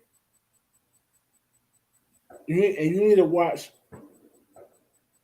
Man, motherfuckers out there getting with it. That's how the police. Another thing you need to know. You need to watch. You need to watch what they say. I've been watching this fake all access shit. I've been watching this fake all access shit, and you can tell just by the dialogue that they're trying to make both these guys look like something that they're not. Exactly. Porter is saying, he said, man, if I beat Bud, I would have beaten one of the best. I would have been the best welterweight since Floyd Mayweather Jr. Did you just lose to Errol Spence? But you know, he's been going around saying he won that fight. That motherfucker hates Spence, boy. He hate him. He hated him. He hates Spence, boy, with a passion. And then Bud said Sean Porter fought. He done fought every. Look, the shit he's saying is taking away from his point. But he's so dumb. Bud not the brightest. He's not the sharpest tool in the toolbox. Yep. This motherfucker Bud said Sean Porter done fought everybody at the welterweight. Exactly. Now he been through wars. If I fight him, I know I'm the best. If I beat him, I know I'm the best welterweight. No, man, you just said it. He fought everybody. He been through wars. He's beat down. If you fight him, you be a beat down fighter. What are you talking about? Exactly. You should have been fought him. Yep. You should have been fought him. Because Crawford could have fought him before Spence did. Crawford ducked him. He was Crawford's WBO. Crawford and Danny Garcia was Crawford's number one mandatory to number one challengers. Yep. When it comes to Crawford to have to fight competition, you got to go to a purse bid and shit. Yep. Ain't no fight ever been made with Crawford where there was a real competition and it always was to a purse bid. Exactly. You know what I mean? Like hell no, we're not just gonna just make this fight. The Nevada State Commission gonna have to make us make this fight. Yep, that's true. They have absolutely no confidence in Crawford, but he's supposed to be the best as Floyd Mayweather Jr. That's bullshit, and we know it. We know it's bullshit. You see, I'm glad Ross highlighted those points because segue into the next topic, because we got to talk about Jerome Boots Ennis. Blair Cobbs is calling this motherfucker out again. Just the other day, called him out, but Boots supposedly is calling out Spence and Crawford. These are two different trajectories. Fight fans reveal themselves as casuals when it comes to boxing. They want a kid who's unproven, who's a prospect. He's not even a contender. He's a prospect. to fight Errol Spence. Errol Spence's trajectory is undisputed.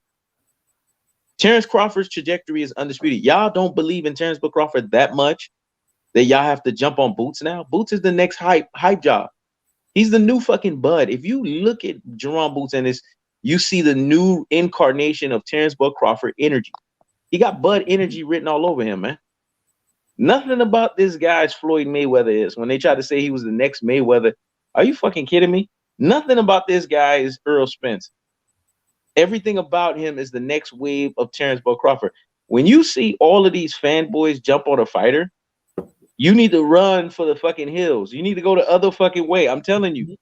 Because the fighters they usually root for are smoke and fucking mirrors. They're hype jobs. These are facts. Blair Cobbs called this motherfucker out and said, look, see your ass March 11th. He said it twice. He even shook the dude's hand. This is how you know when somebody for real, they want to fight you. He shook this motherfucker's hand, pulled him up to him while he shook his hand. I mean, pulled him to him, dog. He punked him. That's that grown man fucking handshake. He punked him.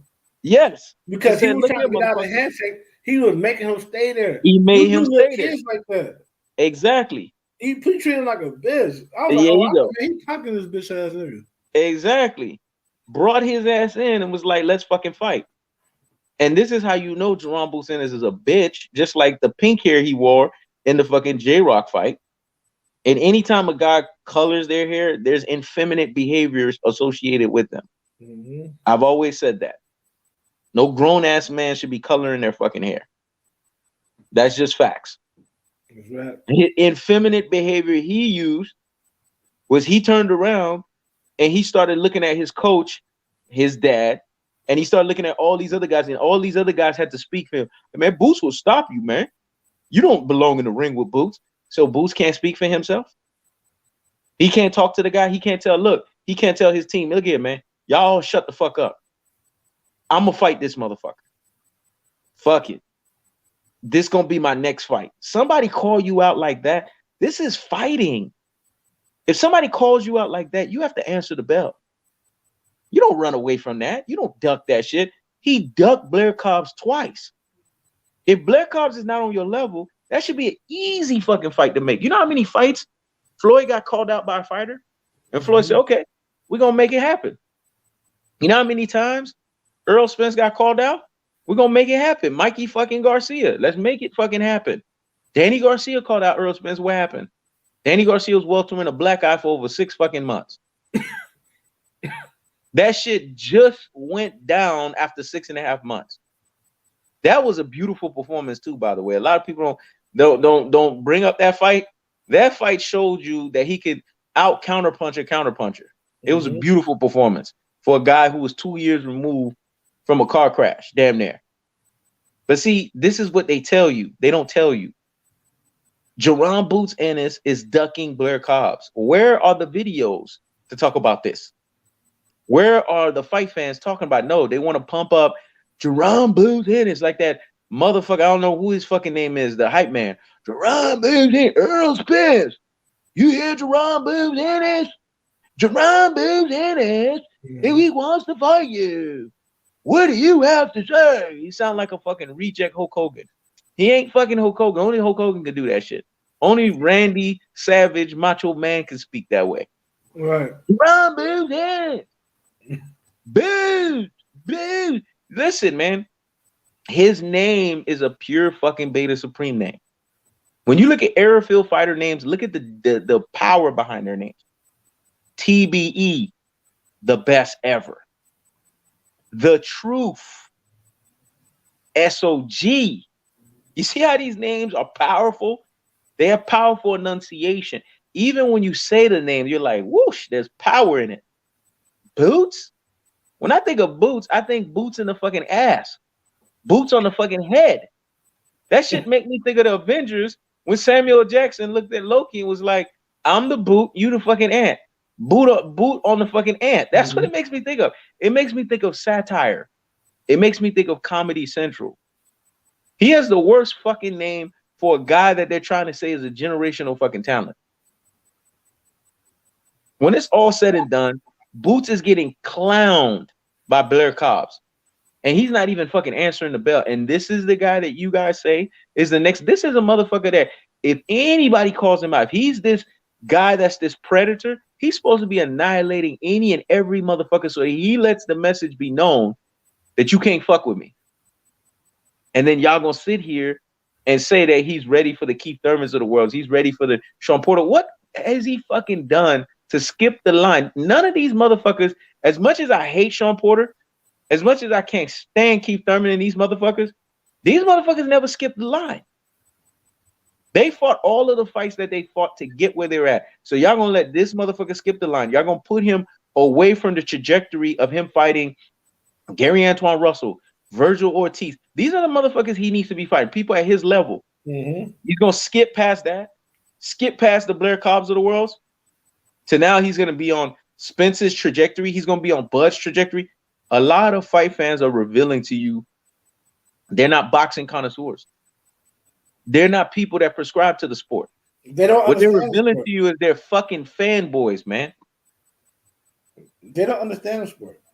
No. The way the sport is set up, it's not set up for a nigga to get in and go right to Errol Spence. No, I don't mind. I wouldn't mind him fighting Keith Thurman because Keith Thurman ain't did shit either. But I would rather him start off and fight one of the guys that's coming up. Exactly.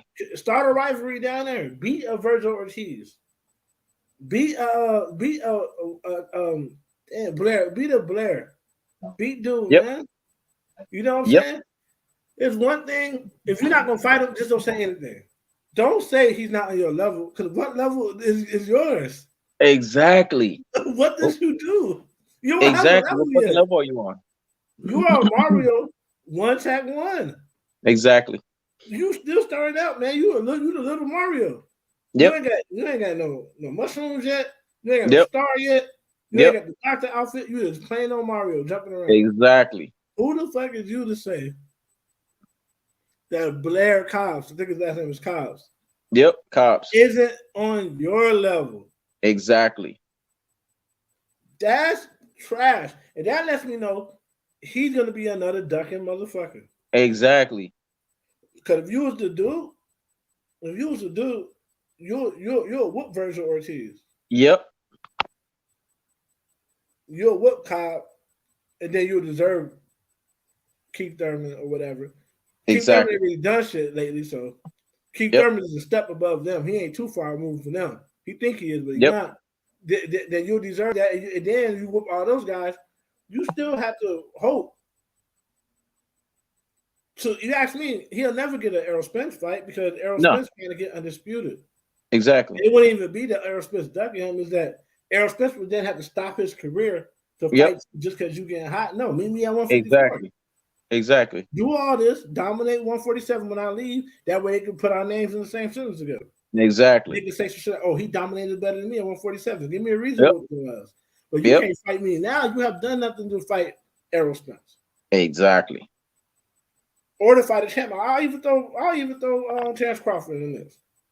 You haven't done nothing to deserve it. He hasn't done anything to deserve a title bout. Nope. None of these motherfuckers. So you have to whoop ass, become a mandatory. Yep. Then you know what I mean? You can't just, and you got to go through. Guess who's mandatory before you?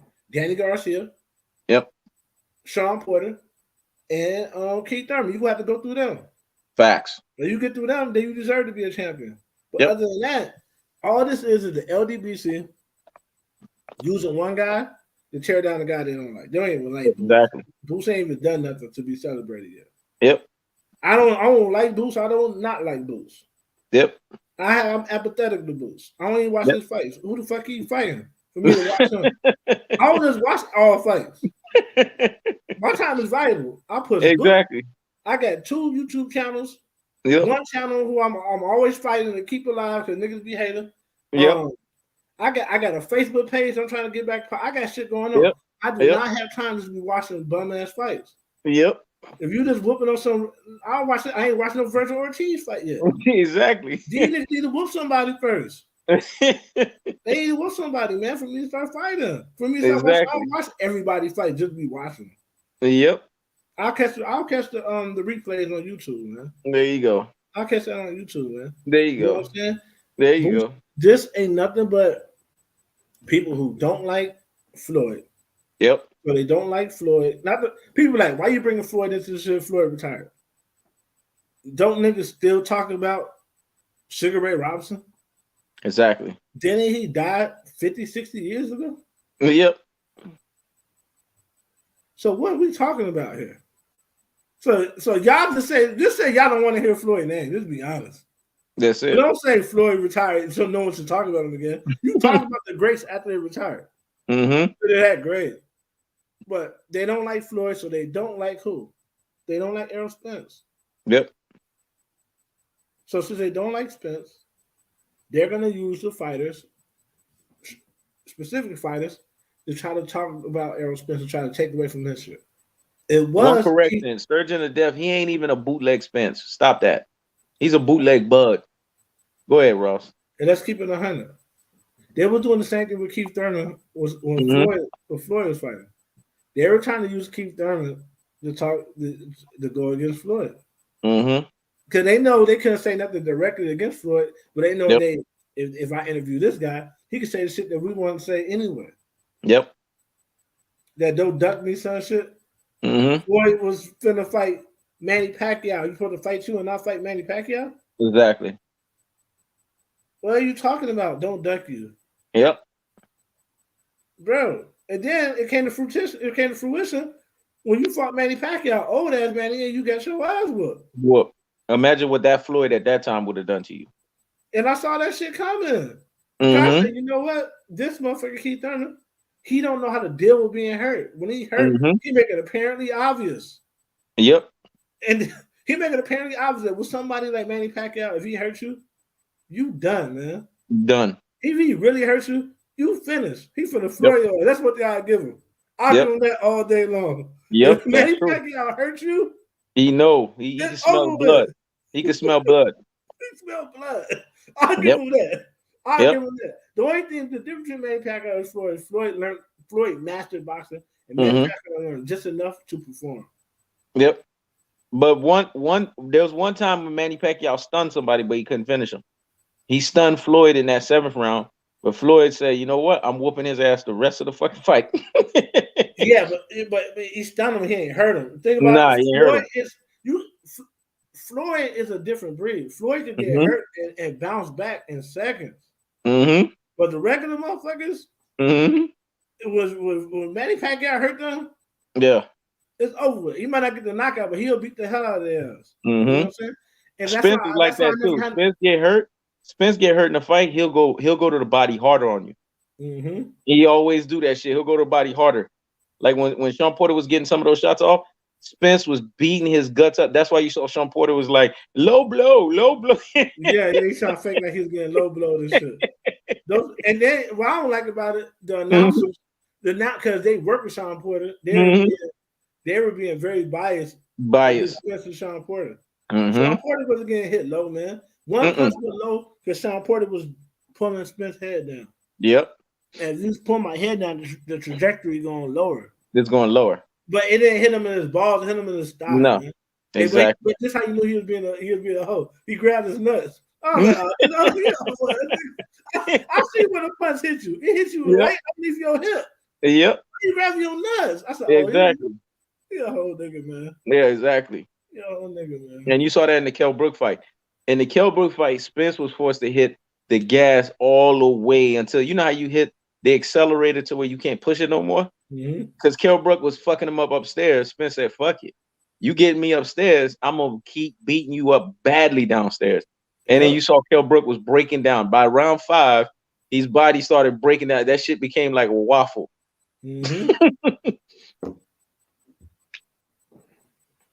Keith one-time Thurman.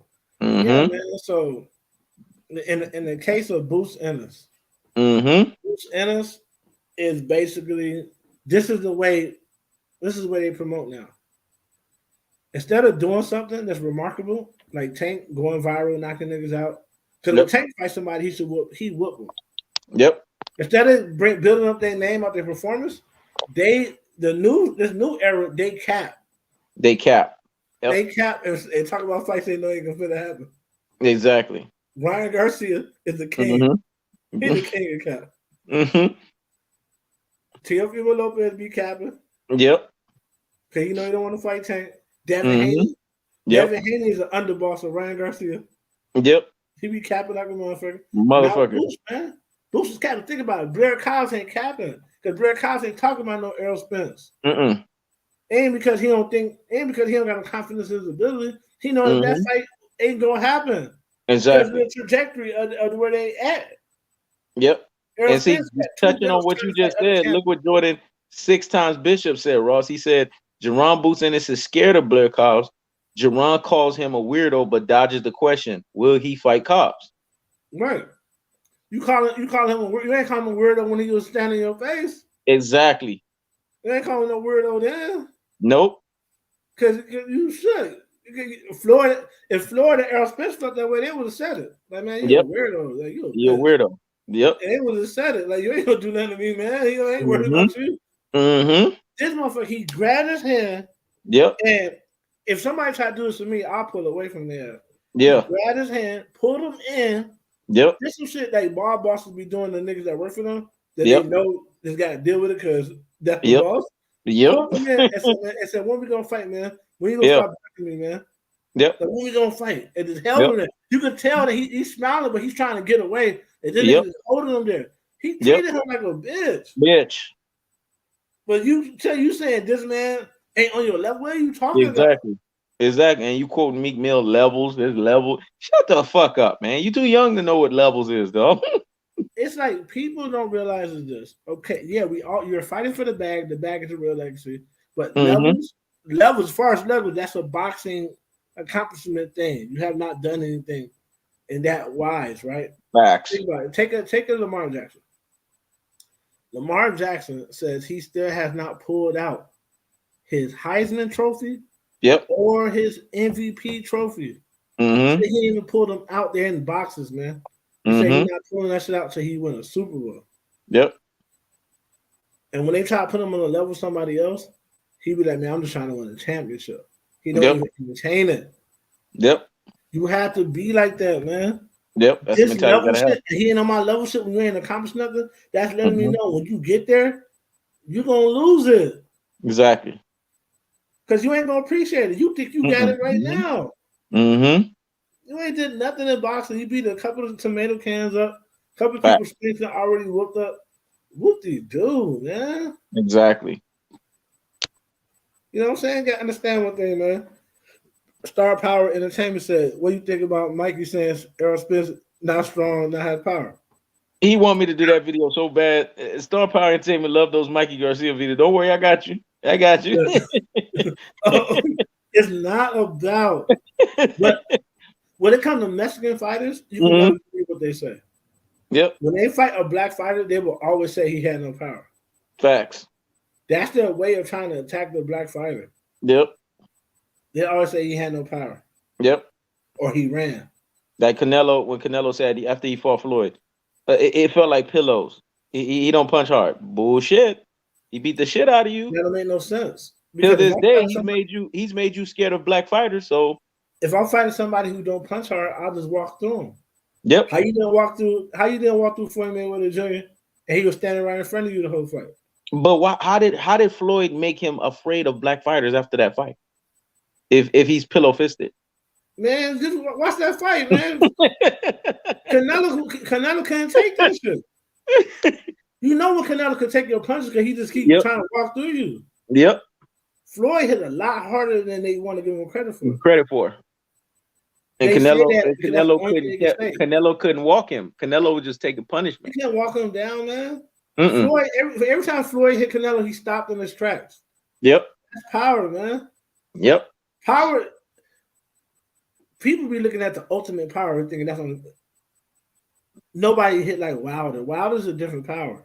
That one shot, one kill power. Everybody can't hit like that. No, everybody ain't him. Everybody ain't Tank. Tank hit your ass and wind your ass up.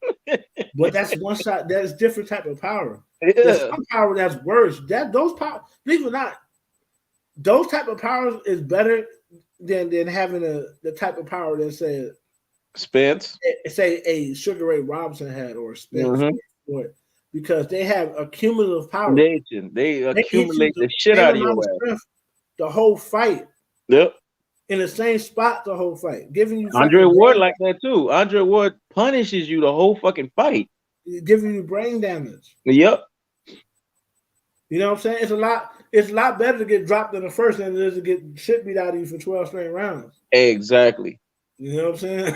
Yep. The best thing that could have happened to Mikey Garcia is Mikey Garcia should have got knocked out in the first round. That would have been the best thing. At least he would have had more of a boxing career in getting knocked out in the first round as opposed to the punishment that he got for 12 fucking rounds. He would not have lost. He would not have lost his last fight if they would have stopped that fight or he would get knocked out. He wouldn't have lost his last fight.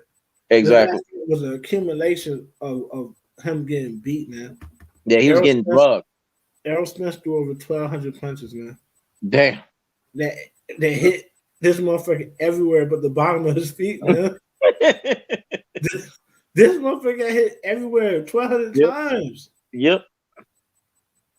Think about that. Yep. Think about it. That's like getting jumped. Yep. For 36 minutes. Yep. You get a 30-second break, and then you get back in there, and some niggas jump on you again. And then you get another 30-second break, and then you get jumped on again. That's what was happening. That's exactly what was happening. Sade Loden said but people don't realize Booth is real, he should clean out the prospects at 147. Exactly. Obviously, that's what he should do. And that should start the rivalry, and then they should meet later on in their career and fight again. But yeah, he should beat Virgil Ortiz. He should beat Carlos. He should beat Gary Russell. Gary Russell, because they all named Gary Russell something. Gary Antoine Russell. They all these niggas all get the same name. You should beat all the Gary Antoine, all the Gary Russells. You should beat all the niggas. You gotta fight those guys when you talking about you want to fight Errol Spence. Yep. That's how you know it's just cap. Yep, and Blair Cobbs. Right, and Blair Cobbs. That's how you know it's just cap. Because you know that fight ain't gonna happen, and you're gonna say Errol Spence ducked me and he went to 154. You didn't do anything. Yep. And here's the capping error you talking about. All his Boots fans, they've dropped videos and said, "Who the fuck is Blair Cobbs? Who the fuck is Boots?" Right. Boots. I ain't gonna lie. I was ashamed when I watched a Blair Cobbs fight to the Boots. Yep. Blair Cobbs getting them niggas out of there. Yeah, he do. He do. And he entertaining in his own way. He got his own swag. Yeah, he's in there putting in damage. So listen, man. I'm neither for or against Boots. I'm apathetic. He has not done anything to move my meter one way or the other, man. Now you getting your shit, and if your car running right, it's neither hot nor it's cold. It's right in the middle. So it's lukewarm. You know what I'm It's lukewarm. Your car, the meter, is not cold or hot. If it's in the winter, it's gonna start off cold, but once you get to running, it's gonna be right in the middle. Exactly. That's how I am about this motherfucker. I'm not cold. I ain't hot. I'm in the middle. I don't care what he do, man. Until you do something. You know exactly. Exactly. Until he do something. Yeah, I don't care about what he do until you do something. You're absolutely right. And here's the other one too that gets me. Fight Bear Cobbs, expose him, and he has to expose him. That's the key operative word. He can't just go in there and him and Blair Cobbs have a tooth and nail fight and Blair Cobbs hurts him. I think that's why he don't want to fight Blair Cobbs, because he's seen how Blair Cobbs be getting these motherfuckers out of there. Yeah. And Blair Cobbs can hit his ass with a shot that could legitimately hurt him. But let's be honest, Boots fights in a very bad way, hands down, man's down way. His hands is always down. He don't establish a mid, a high, or a fucking low guard to save his life. And he leaves that chin fucking open. So I wouldn't be surprised if Blair Cobbs catches his ass. And I think they know that. They know that Blair Cobbs has that power to where he can really stop you. And that's why they're not clamoring for the fight. They're not eager for the fight. It is what it is. But we're going to segue to the next topic, and it's going to be the greatest topic of all. Floyd Mayweather is being fucking hated on. Now, here's the thing that trips me out, Tomross. Cinnamon Toast Crunch fanboys are now using the term "we made him famous" on fucking YouTube because we got the term from Mike Coppinger. Mike Coppinger is the Adrian Ranowski of fucking boxing. If this motherfucker tells you some shit because he's an insider extraordinaire, you read what he says is law. He was the one that was telling you Spence's numbers, Charlo brothers' numbers, Javante Tank Davis numbers were great numbers because it was a soft market. And you know what the Cinnamon Toast Crunch fanboys were saying? Oh, the soft market, that's bullshit. You know, what the fuck y'all talking about? Those are horrible numbers. They don't understand what soft market meant. They don't understand what he was talking about. He was talking about today's landscape, today's climate, and the way pay-per-view is put out. Now Canelo gets, in their mind, 800K, but when you read the news says he's projected to get 800K. The numbers are not even fucking out yet. So let's be honest. Even if he did do that's a mark of Al Heyman's work. That ain't a mark of his work. I was just about to say that. He was just flopping on the zone. Nobody was. I was just about to say that. See, Ross took it. I was about to say it. I'm sorry. Hey, I'm glad. No, I'm glad you took it because that needed to be said. Either if it came from me, or either if it came from you. Al Heyman gets the credit here, man. PBC gets the credit because Canelo was on the zone. That's why he left the zone. The zone became a failed app. The zone became a failed project. To be honest with you, the guy who authored the terminology was Ross. He was the one telling y'all the zone was bullshit. The zone was a failed app. The zone was going to fucking flop. And look what ended up happening. The shit flopped. And Canelo got his ass up out of there. And Canelo wanted to be able to mimic. If you notice, look at what he's done. He's always copied all of Floyd's lineage. Who was the first one to get with Steven Espinoza and do a blockbuster deal to set himself up? It was Floyd Mayweather. Now all of a sudden he's signing with Steven Espinoza and Showtime Sports for a lucrative deal. And for him to now get back in, I mean, this shit is hilarious, man. The only reason why this motherfucker has 800K is because Al Heyman and his ingenious and him being the shrewdest businessman.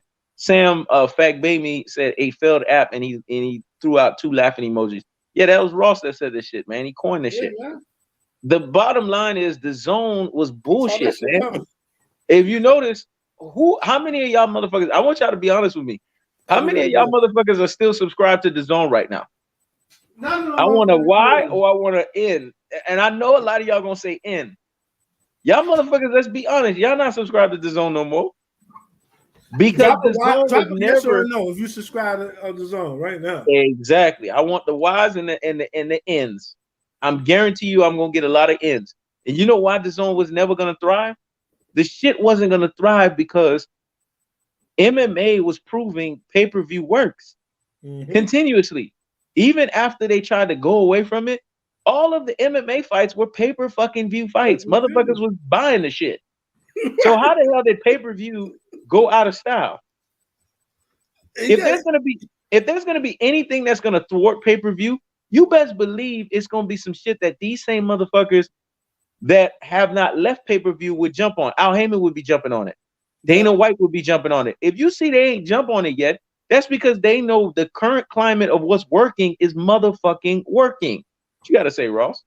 And this how you know that the Mexican fan base been known for a long time that Canelo was a shit. Yeah. Think about this, man. They would rather pay their money than to watch Canelo for free. Exactly.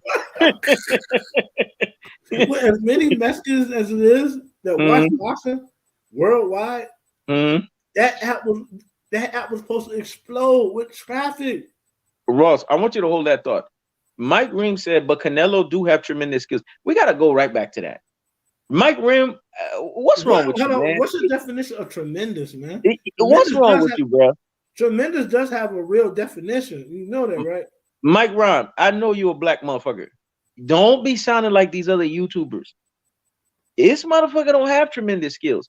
Because if he had tremendous skills, why was his skills getting outskilled by Caleb Plant? So if he got tremendous skills, what is Caleb Plant's skills? Canelo has good skills, horrible stamina. and he has a lack of confidence. Exactly. Canelo would be way better fighter if he was confident. Exactly. Some of these guys that he's ducking, he actually have a chance to beat. Mm-hmm. If he get in there with Andrade, I feel like Andrade will outbox him. But if he catch Andrade with something, ain't no telling what will happen. We never seen Andrade in there with nobody that got no like superpower like that. Yeah, so we don't know. hurt. It's not like Andre's gonna go in there and walk through Canelo, but he don't have no confidence in his own self. But back to what I was saying. Honestly, I do disagree with Ross in that standpoint, because in the Caleb Plant fight, I honestly believe Demetrius Andrade will walk through Canelo, because he's not going to be on that paid to lose shit that Caleb Plant was on. Now I feel like he'll win. I don't think I walk through him. I mean, like walk through him, knock him out. Only reason why I say that, because the only reason why I say that, Ross, is his mentality. He's not going to be in no over. You're not going to overhear him in the 9th round saying, I'm a great. You think I'm a great fighter? No, he gonna be trying to beat the shit out of his ass. Yeah, I get that. I just don't think he got the power to walk through Canelo. Like I think he had the skills to box him, not to beat the fuck out of him. But back to what we was talking about, man. The reason why I knew the app was gonna fail was because they were trying to monopolize something that's dominant in America. In the UK, people don't even watch UK like that. They don't even watch UK fighters. Nope. And the fighters that they did get, they got the wrong fighters. They didn't get the fighters that's going to fight everybody. They got the fighters that are trying to protect their careers. Yep. They got one fighter who was hungry to fight, and the other fighters ducked them. That was Demetrius Andrade. Yep. That was it. Everybody else was ducking. So I knew they didn't have the stable of fighters to get it done. And I also knew you can't eradicate something that's based in America. It has American traditions. The pay-per-view is a tradition. Niggas get the pay-per-view. Niggas, they either gonna have a party and have the people come, basically the people pay for the pay-per-view as they get in, or it might just be a family thing. They get their beer, they get their wings, they get the pizza. Yep. It's a thing, man. Yep. It's a thing when you get the pay-per-view. It's a whole event. Yep. I remember my aunt getting the pay-per-view and saying, you know what, we got room up here. Have your friends that live downstairs come up so they can watch the fight. It's a thing. Yep. You can't erase that thing with an app. Nope. No. Ain't how it go, man. And Canelo wasn't the type of person who could pull it off because he didn't have the cachet. Exactly. It would have took Floyd Mayweather Jr. to do it. Floyd Mayweather Jr. not going to do it because that's not good business. Exactly. Pay-per-view is the way to go. But it was just somebody like Floyd Mayweather Jr. where people just want to see him fight. Yep. Okay, you understand one thing. Al Heyman was already doing that with the subscription fights and just having the big fights pay-per-view. Yep. Now, Al Heyman had the stable of real fighters to do it. He had Charlos. He had Tank. He had Deontay Wilder. People want to see it. This lets you know nobody really want to see Canelo fight. Nope. Because he was failing, he was flopping until he brought his ass to Al Heyman and got under the power.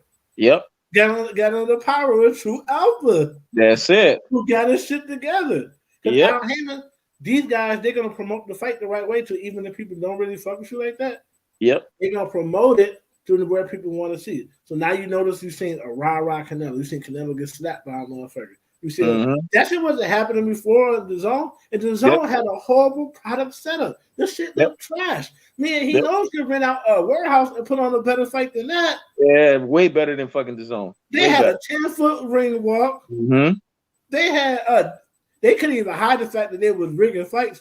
They had Canelo popping up 4-time weight champion before the fight even start. They had YouTubers coming in last and the real fighters coming in before them. They had that shit backwards. They had that shit backwards.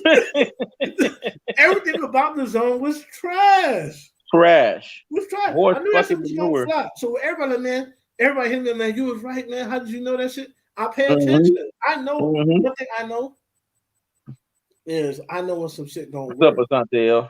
I can feel it. I know when it's gonna work, man. You know some things I know how to. Some things, like say for instance, if I gave Heknows an idea for his channel, It won't be for my channel. It'll be for his channel because they'll work with his channel. My channel is built like raw. His channel is more polished. So the ideas I give him is not something I would necessarily do. I would do it in a different way. Their shit, they cannot get their shit off because pay-per-view had already set a precedent. They would have to match that or go beyond. Have to have a long ring walk. Good music. Gotta be a nice crowd, man. They gotta be bona fide people singing the national anthem. You gotta have the right people in there. Hold that thought, Ross.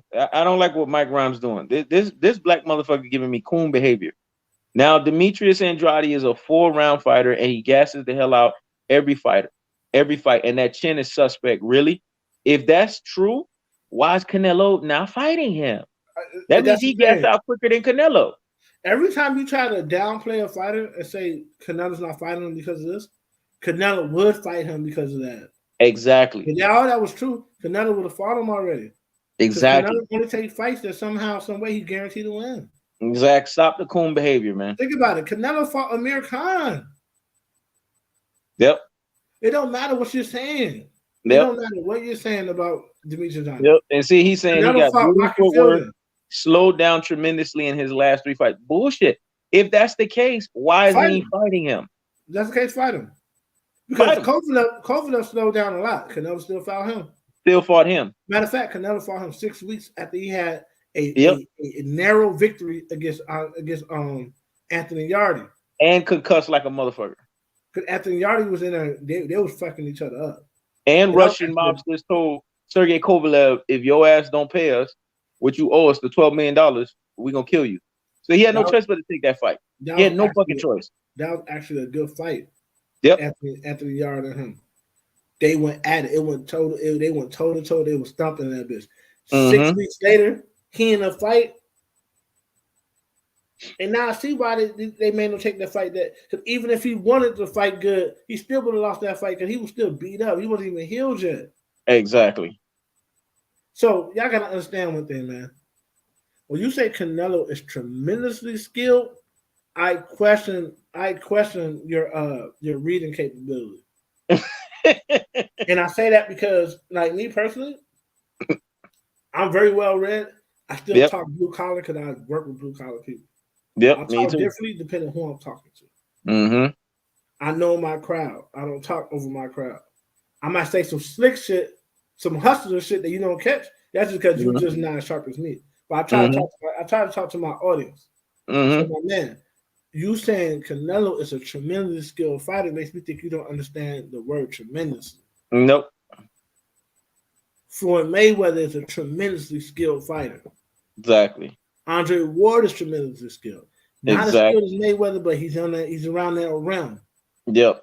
Yeah, I agree with that. Errol Spence is tremendously skilled. Yep. And even though I question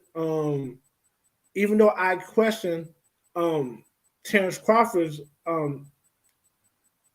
his competition at 147, just seeing how he moves, he has skills. He don't have the chin, he don't have the toughness. But he got skills. Yep. If he had a chin, if he was more durable, then I'll be like, damn, I'll be like Errol Spence in for some shit. Yeah, I would say the same thing. I'll be like, he's in for some shit. But he not durable. Errol Spence gonna bulldoze that motherfucker. There you go. But yeah, that's everybody now. We did our job. Everybody's getting on Mike Rhymes, so we can go right back to the zone, dog. Yeah, man. So the zone, I knew it was gonna flop. He knows that shit. He knows it, he didn't even argue with me. He knows, like, man, we'll see. You know what I'm saying? That shit flopped like a motherfucker because it was bad business, man. Yeah, you have to make an app that people want. Nobody wanted that fucking app. If they don't have a craving for it, you got to make an app that's gonna make something about their life easier. Niggas didn't want an easier experience. They wanted pay-per-view. There you go. Boston isn't suffering because of price. Boston is suffering because they're not giving us the fights that we want. The fights aren't real. Yep, and the MMA is giving them what they want. That's where the suffrage comes in. That's where the suffrage comes in. The MMA is making the fights that these guys want. Yep. And it's a lot easier because they're not getting paid nowhere near. They're not getting paid nowhere near the money. So of course they can make that shit. Dana White is paying these motherfuckers. Some of the MMA fighters are getting paid less than architects and doctors and shit. Yeah, Dana White's paying them pennies on fucking dollars, though. Dana White is a true slave master, man. There he is. You know what I'm saying? There he is. You know, so he's the only one that's really getting paid out the ass like that. Everybody else getting raped. Yep. They gotta come to boxing to get a real check. Yep. But boxing, they can have a corner on the market if they just start. Just what they need to do. If a fighter has an undisputed fight, they must take it. Fight it. Yep. They gotta take it. Yep. Ain't no, I'm not fighting. You gotta take an undisputed fight. Mm-hmm. If you have a chance to unify. Yep. You have to unify. Yep.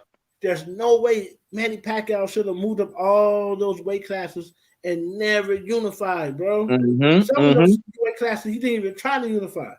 And they should make them. And you know what boxing should do? The mandatory, you can skate around it.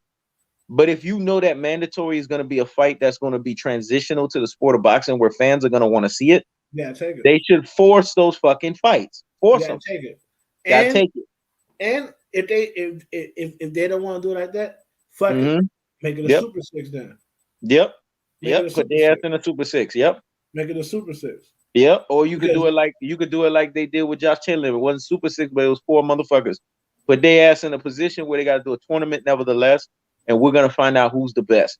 You do that, man. The sport thrives. The sport thrives. Ross, we giving them too much, dog. We not even getting paid for this shit. We giving them too much, dog. I think we need to hold back.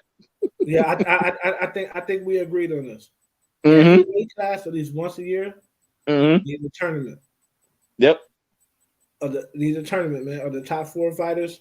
Yep. Of the top 4 fighters in the 2 mandatories. Yep.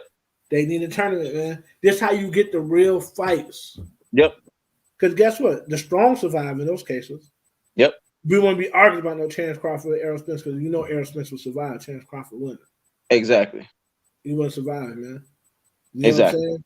Think about it, man. Think about it. We already know if you threw Floyd in the Super 6, you know Floyd was going to win. Now he shows you that shit.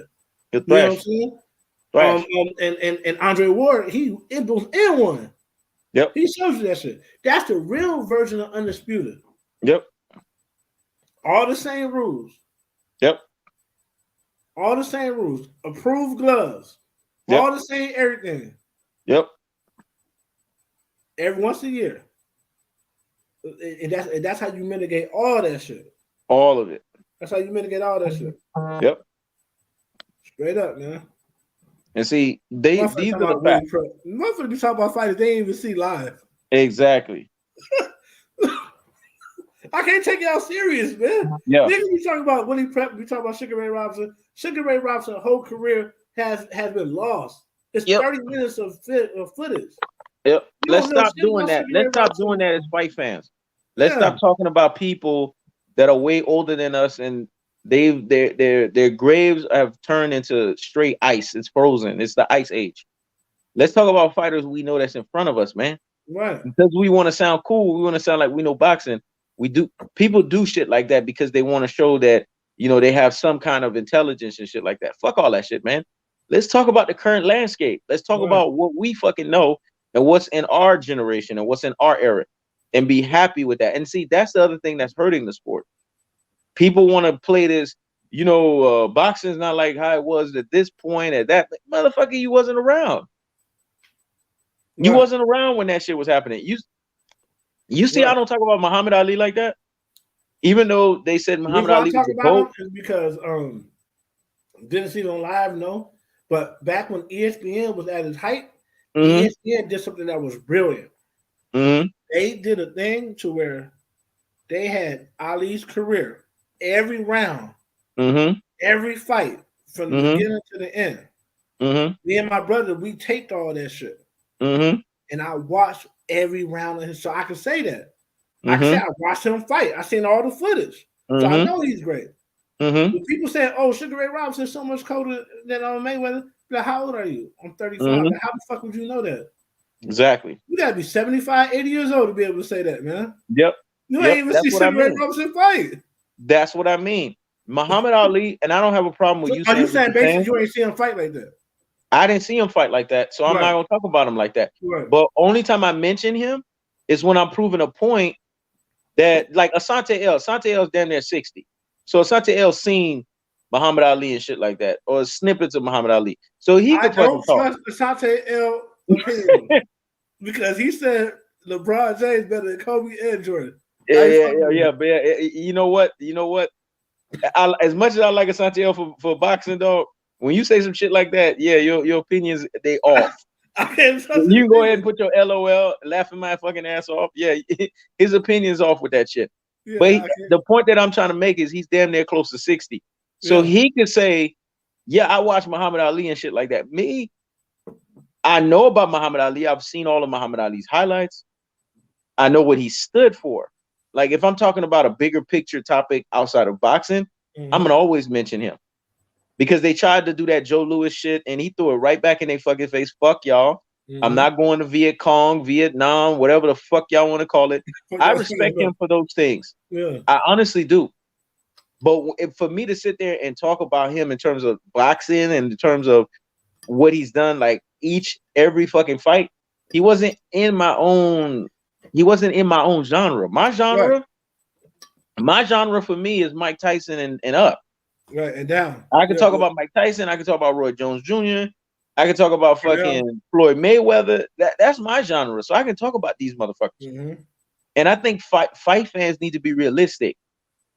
If you notice, generations before us, they only talk about their fucking generation. That's it. They don't talk about new generation, all that. They more real than us.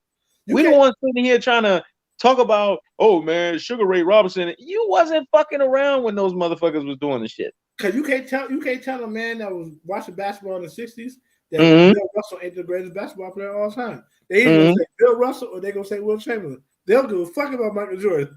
No, I thought that Michael Jordan was in me, Ross era. We watched Michael Jordan. Shut that shit up. This ain't we ain't talking about no Oscar fucking Robinson. That's what you talking about. Your ass saw Oscar Robinson. You old enough for that shit. Oscar Robinson averaged a triple-double and only got one championship. Fuck Oscar Robinson. Exactly. Fuck him. Fuck what he talking about. Yeah, his ass said LeBron is better than Michael Jordan. He's a fucking hater. They're saying that he knows you get why they doing it, right? The same reason why Sean Porter is saying who better than Floyd?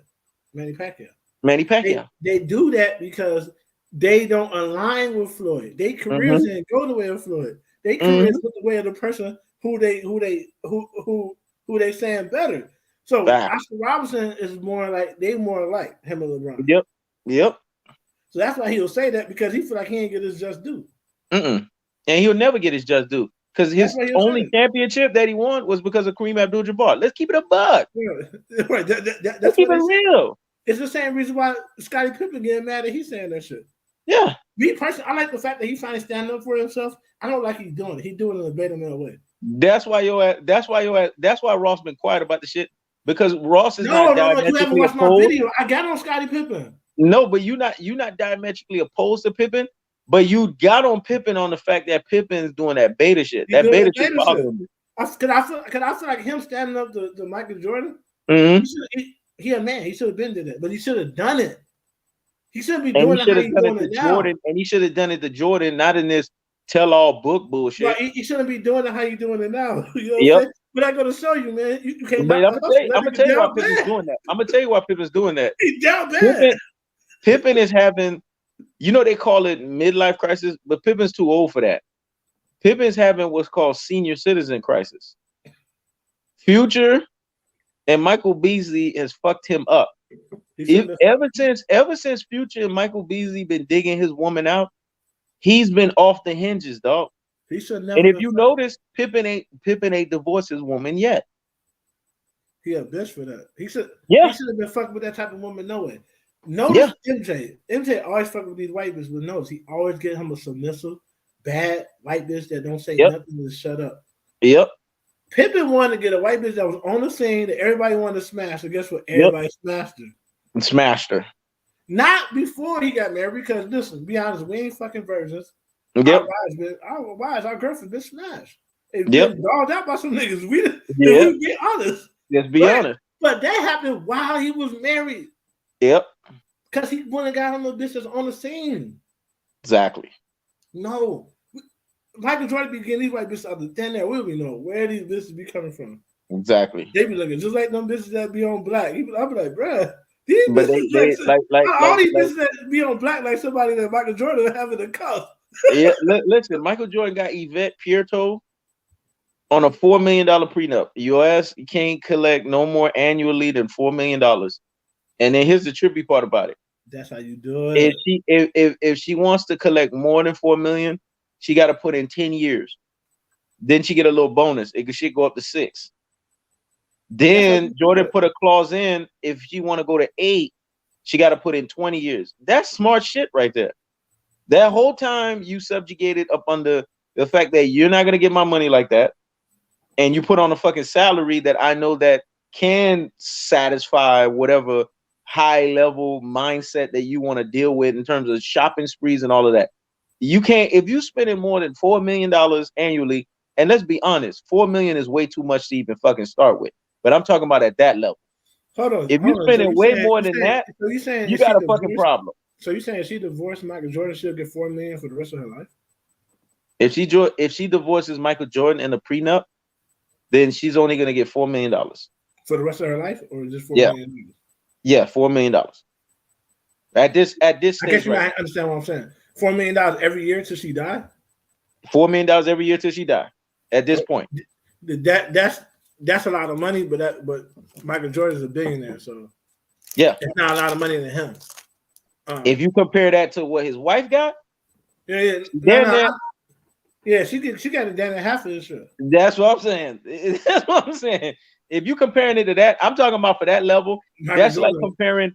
That's like giving her $4 million for Jordan being a billionaire. It's nothing. It's like me and you paying $700 a month.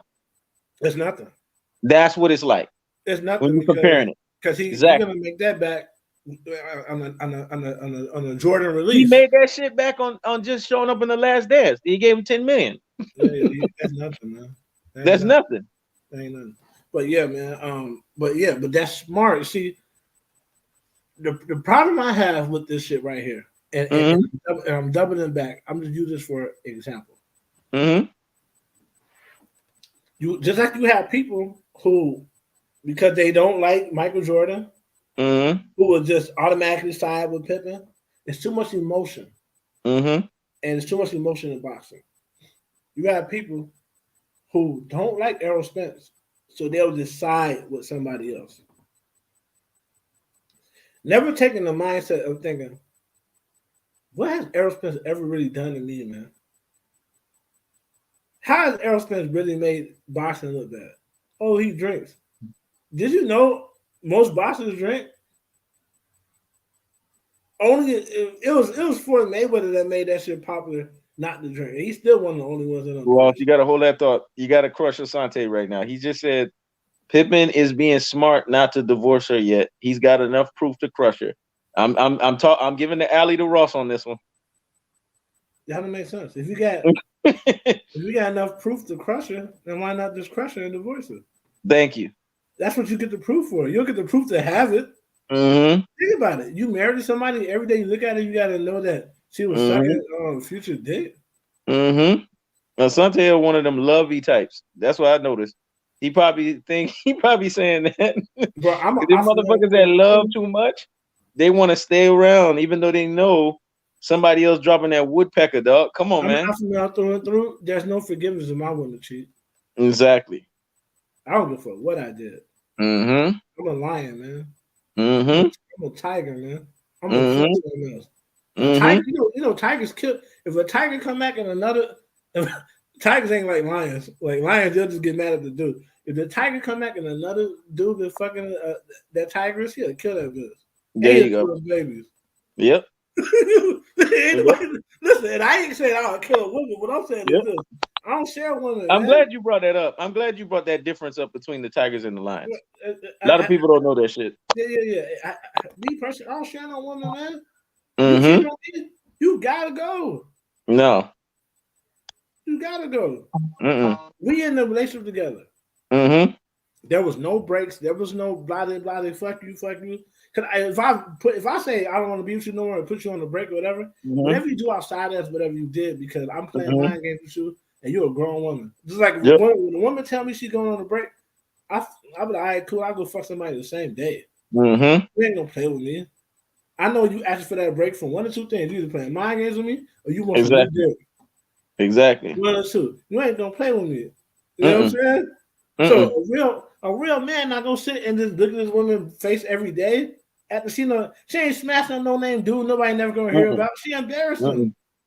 She smashed a dude that's known for smashing somebody's girl. Even sex even teaches you that even in sex, women take more damage than men because men are putting shit in women, right? Women are taking shit in. Men are throwing shit out. Because when you ejaculate out, right? And when you ejaculate in them, you ejaculate in them. You get the premise of what I'm trying to say here?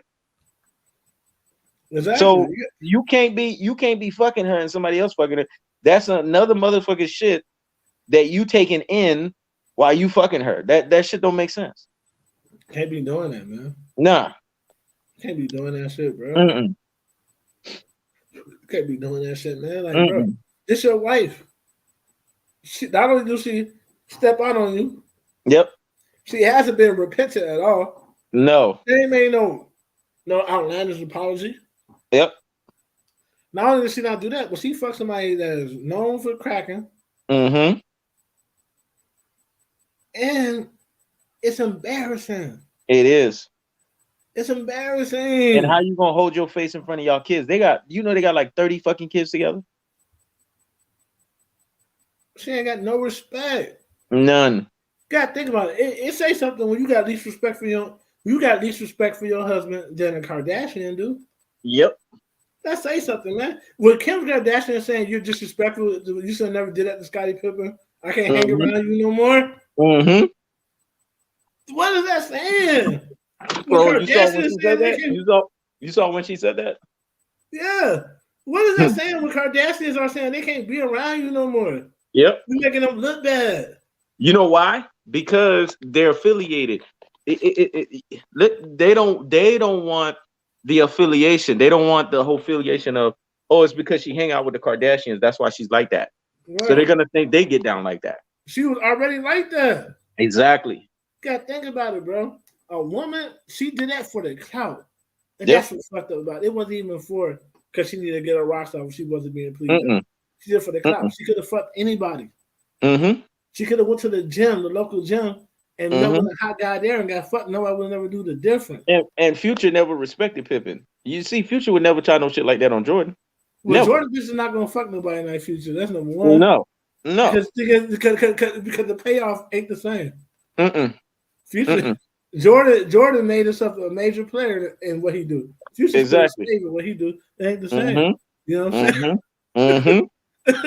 No, I like the breakdown. I like the breakdown of that shit. Yeah, that shit is important. That's important to break that down. He didn't start off that way. Jordan started off with just fucked up a contract, and then he made himself into a conglomerate within himself. Exactly. Future still got to depend on. He got to depend on climate. He got to depend on them beats. Them fucking beats better come in. Right. Put it this way: COVID hurt Future. COVID didn't hurt Jordan. Yeah, exactly. Jordan got better out of COVID. One of them still going to buy shoes with masks on and bandanas around their face. They ain't giving a fuck. But those concerts, that shit went away. You know what I mean? So you got to ask yourself, if you're Pip, and we tying all this shit back to boxing because it's all beta energy. If you're Pip and you are a legendary, because let's not get it twisted. Pippen is a legendary basketball player and a legendary defensive player. You got all this shit going with you. Why is she doing this? Because you are a beta, man. Thank you. I know broke niggas who don't get treated like this by women. Thank you. Just go to show you, don't matter what you have in your account. Women will shit on you if they can. There you go. And you're a beta. And the people who are so happy about this Jordan shit, they so happy. Me personally, I ain't happy, or I don't feel no type of way about this shit. About him doing this shit, saying this shit about Michael Jordan. I feel like he baited for the way he done. I feel like if you felt that way, you should have stepped to Jordan a long time ago. Facts. You know what I'm saying? You should have said something instead of imploding. Now you're imploding, and now you're blah blah blah blah. He did this, and you go into the minute. If you ain't say this shit 4 years ago when Kobe was still alive. Exactly. You did it right in the right time where everybody want Jordan. Everybody want to talk shit about Jordan. Now here you go doing this shit. And Jordan acting like an alpha male through and through because he's not responding to the shit. To him, Pippen's beneath him, man. This shit Pippen doing right now is beneath him. A main reason why Jordan ain't responding, because truth be told, Pippen making Jordan to be a bad guy, but Pippen worse than Jordan in my case. Yep. This is why I say Pippen worse than Jordan. Jordan may have been an asshole on that court, but Jordan treated Pippen like a brother, man. Well, Jordan don't even give his family members money. Mm-hmm. He don't get them money, man. He put them in predicaments where they can make some money. He don't give these niggas money. Yep. He look at Pippen millions of dollars. Mm-hmm. Like, man, go ahead, hold that fuck it. You got $3 million. You know what I mean? What Pippen do? Probably go smoke it off. Probably jagged it off. You know what I'm saying? Yep. And yeah, he might have been harsh. All the shit on the court. It's like going to work and you might have a boss that's tripping. You gotta conform and adapt. Sometimes you might have to check your boss, like, yo, don't yell at me. Right. You know what I mean? He never did that. And now here it is, Johnny come lately.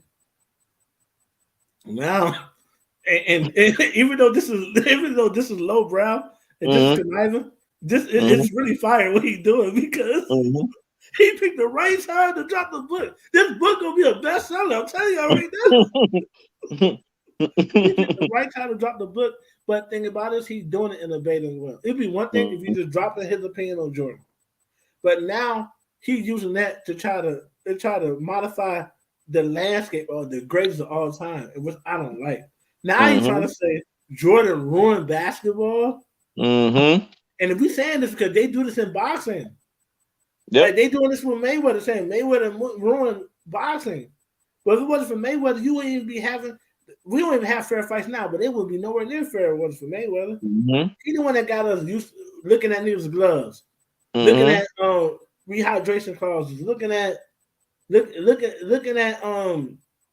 PED uses and all that shit. Nobody cared, and people were dying left and right. Floyd changed that. So and now Pippen, and it takes weak betas like Pippen to do this. He's trying to rearrange the GOAT conversation and say basically what he's trying to say. I don't like because if he's saying this about Jordan, he's saying this about Kobe. This nigga said Jordan ruined the game of basketball because he ain't passing like me.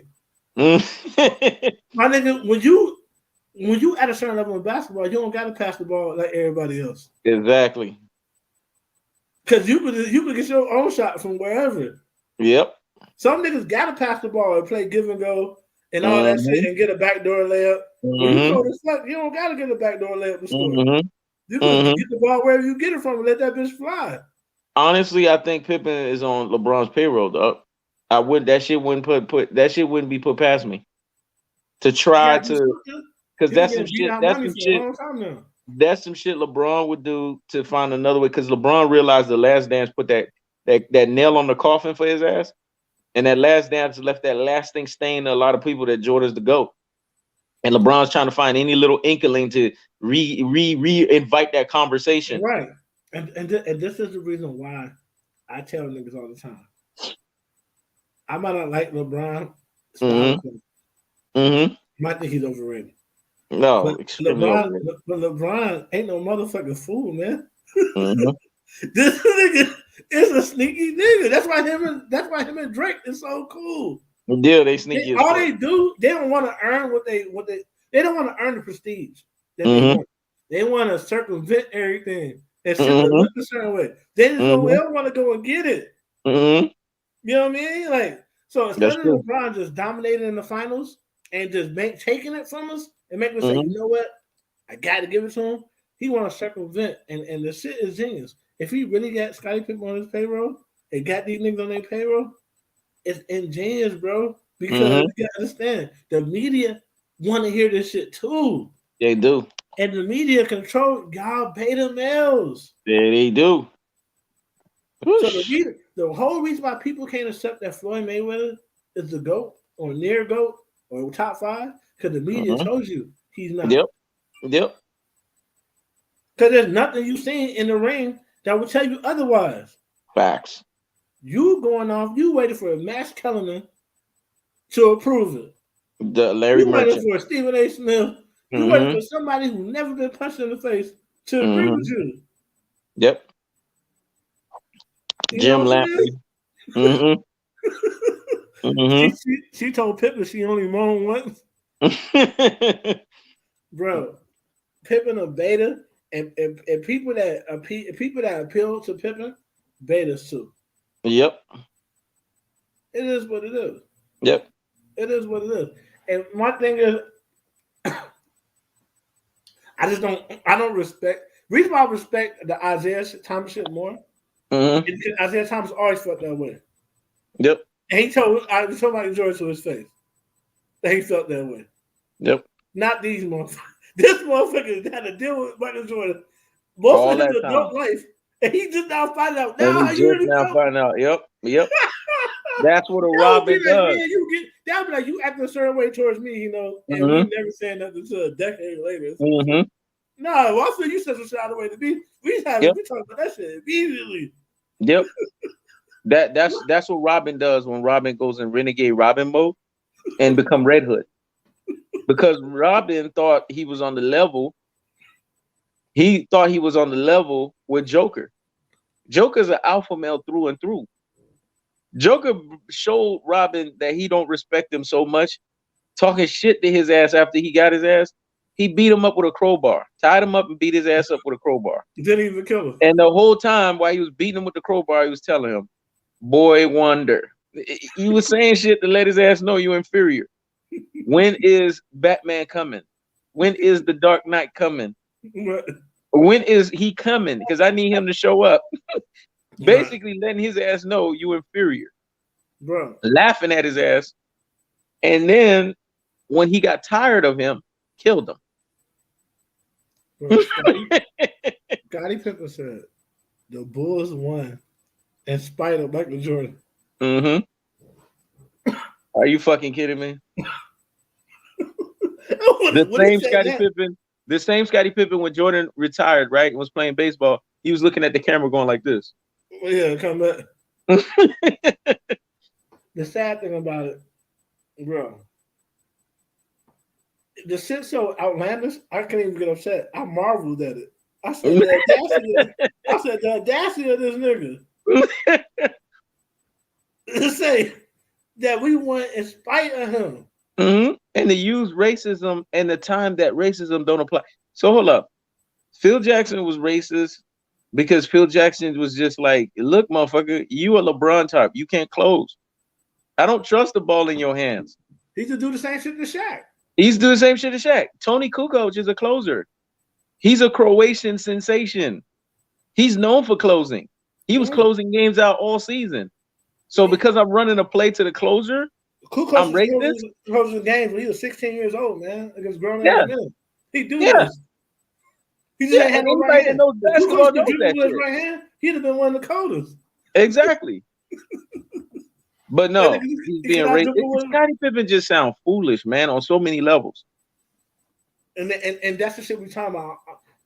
I'm molding this because the same thing that's happening to Jordan right now. And thing is, Jordan's lucky. It just now started happening to Jordan. It's been happening to Floyd Mayweather his whole career, bro. Yeah. Niggas want to mold the situation to where Floyd could be nowhere near one of the greats. How is that possible, man? But Rocky Marciano was the greatest of all time until Muhammad Ali started telling people Muhammad Ali got the GOAT by forcing it on niggas. Yep. He said that shit after every fight. Yep, I'm the GOAT. Until niggas said, all right, fuck it. We tried to argue with you. All right, you got it. Yep. How can Floyd do what he done in boxing? And niggas could be like, he's top 10, but or he might be TBE, but it's always all these buts. It's always all these buts. But then y'all can sit here and y'all could dick ride Manny Pacquiao, y'all could dick ride a LeBron James all of a sudden. Bro, the proof is in the pudding, man. Pudding. They aren't equal skill wise. Yep. Boom. They equal skill wise. Mm-hmm. Stats. LeBron got some stats. Jordan don't got. Jordan got some stats. LeBron don't got. Mm-hmm. Whatever. They not equal accomplishment wise. Mm-hmm. The proof is in the pudding. Mm-hmm. And they're not equal with what you saw. Can't nobody in this world say they watched LeBron James play basketball, they watched Michael Jordan play basketball, and they came to the conclusion that LeBron James does this thing better than Michael Jordan. Fact. This was the eye test. You know, one nigga is more superior than the other. Yep. Everything else is to solidify what you actually see. Mm-hmm. LeBron can hang with Kobe. Nope. How the fuck is he better than Michael Jordan, man? There you go. Michael Jordan said he only got one person equal to him. Mm-hmm. Out of all the names. Yep. And it's the one the media don't like. Yep. That's Kobe Bryant. Mm-hmm. That's the only one that's equal to me. Mm-hmm. The rest of these motherfuckers is imposters, man. Mm-hmm. That's the only one that he says the only one that even deserves comparison. Yep. That's the only one. Yep. That's what you're not understanding, man.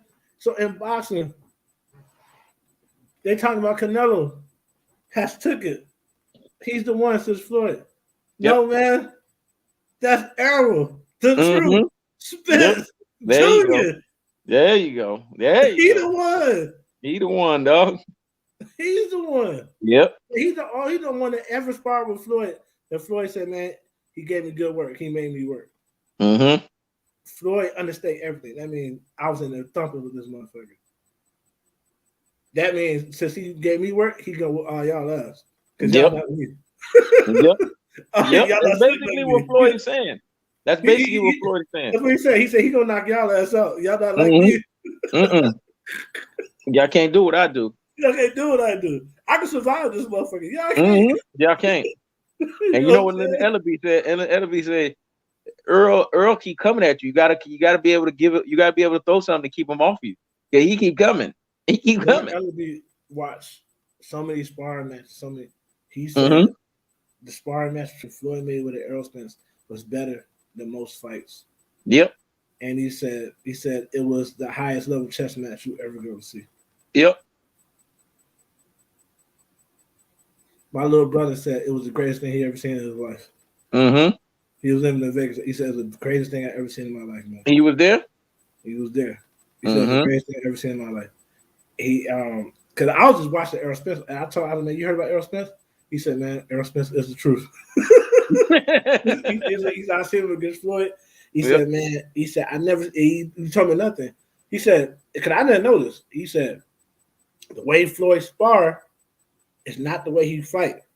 Mm-hmm. He said Floyd was flat-footed the whole time. Just in there thumping. Mm-hmm. Like really trying to inflict pain on this nigga. Like these niggas in there fighting like they didn't like each other. He said you would have thought they didn't like each other. That's why they call it the doghouse. You know, them niggas in there just thumping. He said it wasn't no rounds. It was just like he said they was in there fighting. Yeah, until a motherfucker quit. That's why they call it the doghouse. Until somebody quit. They was in there fighting. Nobody quit. They were just tired. Yeah.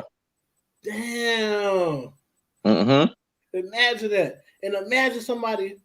And for people to say Spence don't got boxing ability, you just said it. It's the greatest chess match. If it's the greatest chess match, what you're basically saying is that Spence has pedigree. He has boxing ability. And you're basically saying he can counter, he can adjust, and he can switch up on the fly. Because to be able to do that with Floyd, you got to be able to do those things. So if Spence is able to do that, how the fuck is Bud going to be able to handle Spence? Come on. Y'all got to put two and two together here. And this how you know Bud. This how you know Bud don't believe he could beat Spence. Spence got into the car accident. When it was popular news that Spence was going to be able to recover and fight. Yep. A lot of welterweights were trying to fight Spence because he was at a detriment. Yep. Guess who wasn't trying to get the fight? Bud. Danny Garcia wasn't trying to fight Spence before Spence got hurt. He jumped on that shit. Man, Pacquiao like, I'll take the Spence fight now. Mm-hmm. But still didn't have the confidence to want to fight. But I'm gonna play devil's advocate. I'm gonna play devil's advocate here. Bud, you know what? Bud was actually smarter than all of them because Bud realized that Spence was still Spence, even after the car crash. All of these other motherfuckers, other motherfuckers were short-sighted. What I'm saying is he didn't have the confidence in himself. Because if he's Bud, that means now he could beat Spence. Yep. Right? Yep. In that moment, because Spence ain't in the country yet. Yep. He didn't have the confidence. He was smart enough to know that Spence was still the same dangerous Spence. These other motherfuckers was not thinking. That's one moment where Bud was actually thinking more than the other welterweights. The other welterweights was thinking the short-sighted. You know how people look at the short term instead of the long term? Bud saw the big picture. Oh, if I go in there and try to fight this motherfucker thinking that he ain't the same, I'm gonna get fucked up. I'm good. I ain't gonna fight him. These other motherfuckers, Danny Garcia and them, oh, he had a car crash. So yeah, he ain't the same fighter. Even Manny Pacquiao. Oh, he was in a car crash. He's not the same fighter. And then what ended up happening? Fool's gold. They saw the way Spence beat up Danny Garcia, and you saw Manny Pacquiao went right back into reluctance. Like, oh shit. Yeah, I was saying that I wanted to fight him, but not so much. The only reason why Manny Pacquiao picked that fight with Errol Spence is because of money. Mm-hmm. Let's be honest. He don't want to be in the ring with Errol Spence. It's because of money. Bob Arum raped Manny Pacquiao for the most of his boxing existence.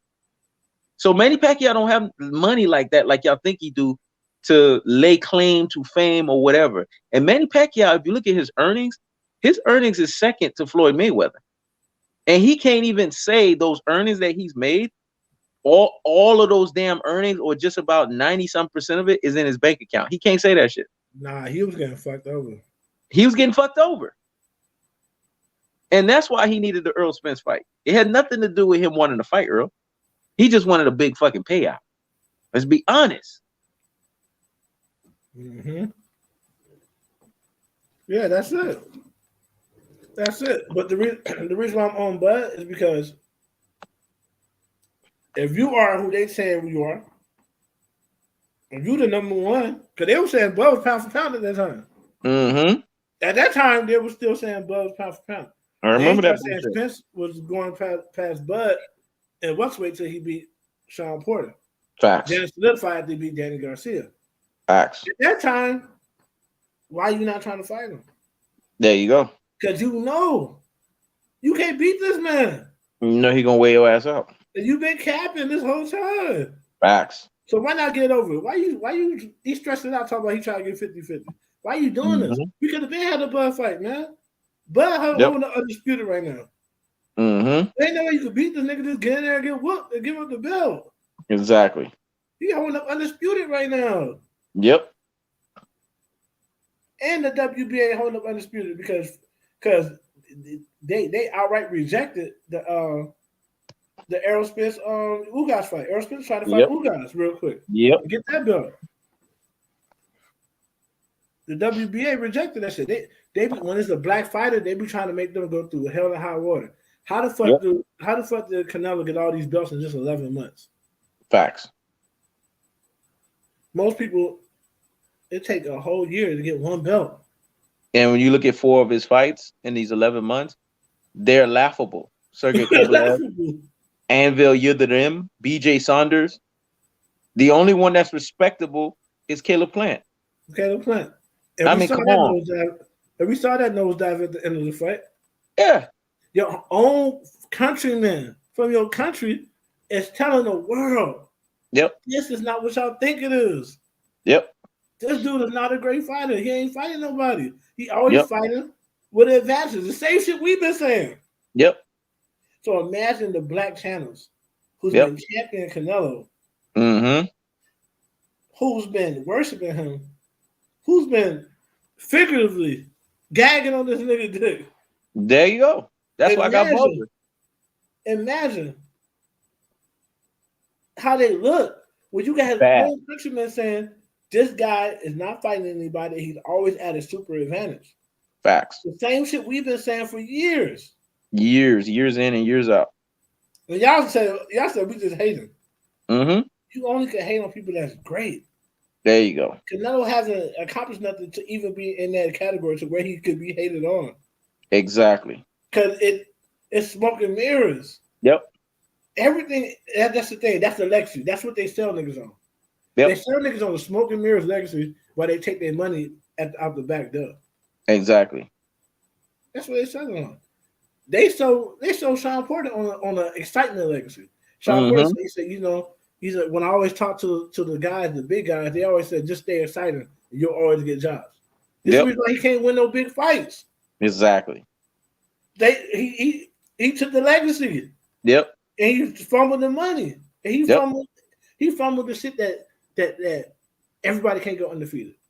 Mm-hmm. There's some fight Sean Porter was in that he could have won if he would have actually boxed and not just try to fight and headbutt and elbow and shit. Yep. But he's trying to be exciting. What they call it, to me, that's not exciting. I hate watching Sean Porter fight. The only fight I like was him and Errol Spence. He would never win against Errol Spence, but he could have beat Keith Thurman. He could have beat Keith Thurman. That's what I'm talking about. I ain't talking about Errol Spence. He wouldn't never win against Errol Spence. I'm talking about Keith Thurman. Yeah, he could have beat Keith Thurman. I have no doubt. Keith Thurman, man. He's supposed to beat those guys. And he would have never. And to be honest with you, even if he boxed more, he would have never beat Kell Brook because Kell Brook just had his number, dog. Kell Brook had that fucking number. The way that Kell Brook was fighting him, and Kell Brook was Special K at that time. Kell Brook was so good that Floyd Mayweather said, "I see why they call him Special K." At that time, his boxing ability was just so off the charts. You saw it in the fight against Terrence Bull Crawford until he took the nosedive. He was out jabbing Crawford, and Crawford had to reach. Crawford's supposedly the boxer. He was jabbing the shit out of his ass. And you could see the wealth in Crawford's eye. That's how I know Crawford is fucking overrated, man. Kell Brook was jabbing the shit out of his ass, man. And that's why Sean Porter would have never beat Kell Brook, because Kell Brook was keeping Sean Porter at the end of his fucking jab the whole fight. Yep. And then when he want to come up with that head shit, he'll just wrap him up. Wrap him up. I mean, you're not going to say elbow me to death. Yep, and that's why they were crying him and his dad. Oh, you holding. No, it's called smart roughhousing. Because your ass think you gonna come up in this bitch and you just gonna come in here and headbutt and scratch me up? Nah. Fuck that shit. Fuck you think this is? No, man. The problem is that the welterweight division were ducking Crawford while they weren't fighting each other. Canelo took advantage of the situation and now it will drop the PBs. What the fuck are you talking about? What the fuck you talking about? You stick to the Mikey Garcia shit. That's the welterweight division was ducking Crawford. Leave it to this motherfucker to always fuck up shit with a stupid ass comment. How was they ducking Crawford? Yeah. You have to ask one thing. You can't say Errol Spence was ducking nobody because Errol Spence got 2 belts. So he was fighting champions. Crawford ducked all upper echelon of the welterweight. He ducked Dennis Ugas. Dennis Ugas called him out so many times. He ducked Danny Garcia to fight Mean Machine. Do I need to keep on going with this shit? Crawford ducked all those guys. He ducked Kell Brook when Kell Brook was even better than the time that Kell Brook was trying. Kell Brook was trying to fight Crawford a few years before that fight happened. He ducked Sean Porter when Sean Porter was trying to get at his ass a few years before. What the fuck are you talking about? He's ducked all of these upper echelon of the welterweight division. He ducked Keith Thurman when Keith Thurman was fighting Sean Porter and them. Keith Thurman wanted to fight his ass then. Keith Thurman told that he said this is what Keith Thurman told him. Tell that 140-pounder bring his ass up and I'll fight him right now. You talking all that shit. You say you want to come to the welterweight division. That's when Keith Thurman was still Keith Thurman. He called his ass out then. So don't hand me that shit that Terrence Bull Crawford, all these people ducking him. What are you watching? You watching ESPN. That's what he watching. There you go. Man. There you go. That's what he watching. He watching ESPN. Yep. That's what ESPN said. You gotta ask yourself one thing. ESPN these foolish ass YouTube channels. And even the guy who was on ESPN, that new boxer, he was very, very biased to fighters he liked. Yep. Eddie Atlas, he knows boxing, but he was very biased to white fighters. Yep. He said Lomachenko was the best boxer in boxing, and he only had 8 fights. So he was very biased. But when it comes down to the case of Crawford, man, all you gotta do is look at his resume. Look at Crawford's resume. Who did he fight? at 147. There you go. Oh, he didn't get the Spence fight. Okay, who did he fight else? There's other people he could have fought. Keith Thurman. Could have fought Danny Garcia. He just now fighting Sean Porter. And that had to go to a purse bid. Like he's just now fighting a real welterweight. Now. And how long he been in the welterweight? How long he been in the welterweight division? That's sad, man. What, 2018, 17? Yeah. I mean, come on, man. Stop with the bullshit. A real welterweight now? Stop the bullshit. I mean, I guess you could say Kell Brook, but Kell Brook was fighting at 154 for 3 years, and then 2 years and it came down to fight two. And that shit look fake. And the funny part about it is, before Kell Brook fought Crawford, he actually even went up to 160. What's the 160? Bro. So it's Crawford, man. It's Crawford, bro. Everybody knows that it's Crawford. Think about it, bro. The proof's in the pudding. When you fight these guys, nobody never even heard of or even follow. They give you all the work you can handle. The Raymundo Beltran. Who the fuck is that? They give you all the work you can handle. Benavidez was fucking you up. This motherfucker fought Juan Molina, man. If you listen to opponents this motherfucker's fought, I'm just thinking about those motherfuckers that putting Spence in with those motherfuckers, how those fights will turn out. They sound like random people that they just pulled off the street. Hank Lundy, come on, man. That was selling elotes, the corn on the cob. They pull them in and say, "Hey, man, we'll give you X amount of money to get beat up by this guy." Thank you. All right, cool. Sure. I'm tired of selling the corn. Exactly. He ain't fought nobody, man. Terrence Crawford is gonna get bulldozed, man. He's gonna steam fucking road, plowed fucking through. He's gonna get, and it's gonna be by a body. So he's gonna get dropped to the body. Yeah, it is. It's gonna be by the body. He's gonna get. That's why I like that confrontation when he told Spence, "Oh, if you think you're gonna go to the body, if Spence gonna motherfucking go to the body, who the fuck are you? If you think you're gonna go to the body, I got something for that. Bull fucking shit. You getting that body work." If that's the case, where the fuck was it at when you fight against Benavidez? Exactly. And Udongo hit your ass hard to the body. Your turn is wagging. And where the fuck was that shit at? Mean Machine. Mean Machine dropped you. Man, that drop. I always go back and replay that shit. That drop Mean Machine gave that motherfucker. That shit was beautiful, dog. Because Terrence Crawford was reaching. He was doing that hit me, I'm gonna hit you back shit. And Mean Machine saw opening and landed with perfection, dog. That's what I know. Him doing that shit with Spence gonna eat his ass up, dog. He gonna eat his ass up. It's gonna be breakfast, lunch, and fucking dinner. You never can tell with these soft ass beta males because Keith Thurman a beta too. You can't tell how much they would do for the money. But I don't think Bud Crawford could beat a Keith Thurman that's not taking no pay to lose. He like to exchange too much. So Keith Thurman hit way harder than him, man. Yep. He like to exchange too much. You can't stand there and fight like that against Keith Thurman. Only reason why Manny Pacquiao withstood that shit because Manny Pacquiao was on that shit. Yep. Manny Pacquiao wasn't on those power pellets, man. He would have got stopped. Manny Pacquiao was getting shit knocked out of him in that fight. But he dropped him and he had him hurt so many times he won. I knew that shit was gonna happen because he don't have a poker face when he get hurt. When you hurt Keith Thurman, you know right away. That nigga spit out his mouthpiece and start running. Yeah. I said, what the fuck is wrong with this nigga? You know what I'm saying? How is Spence gonna be running, or the welterweight's gonna be running away when Spence say he's gonna show up to Crawford and Porter? Fuck up, man. This motherfucker's tripping me out, dog. Now go ahead, Ross. This motherfucker tripping me out. Spence already said he gonna be there. He's gonna fight the winner of Crawford and Porter. So who's running? Who the fuck is running? Who's running from Bud? Nobody respect Bud. You have little niggas calling out Bud. Gary Russell Jr. said, I knocked out Bud in real life. I'll do it for money. And you ain't never heard nothing about Bud say, bring your ass in the ring. Bud didn't even get on there and disquiet that. He let that rock. He let it ride. He could have never said he knocked out Errol Spence. Errol Spence was like, that's cap. Yep. What you talking about? You can't knock me out, nigga. I be fighting in the middleweights. Yep.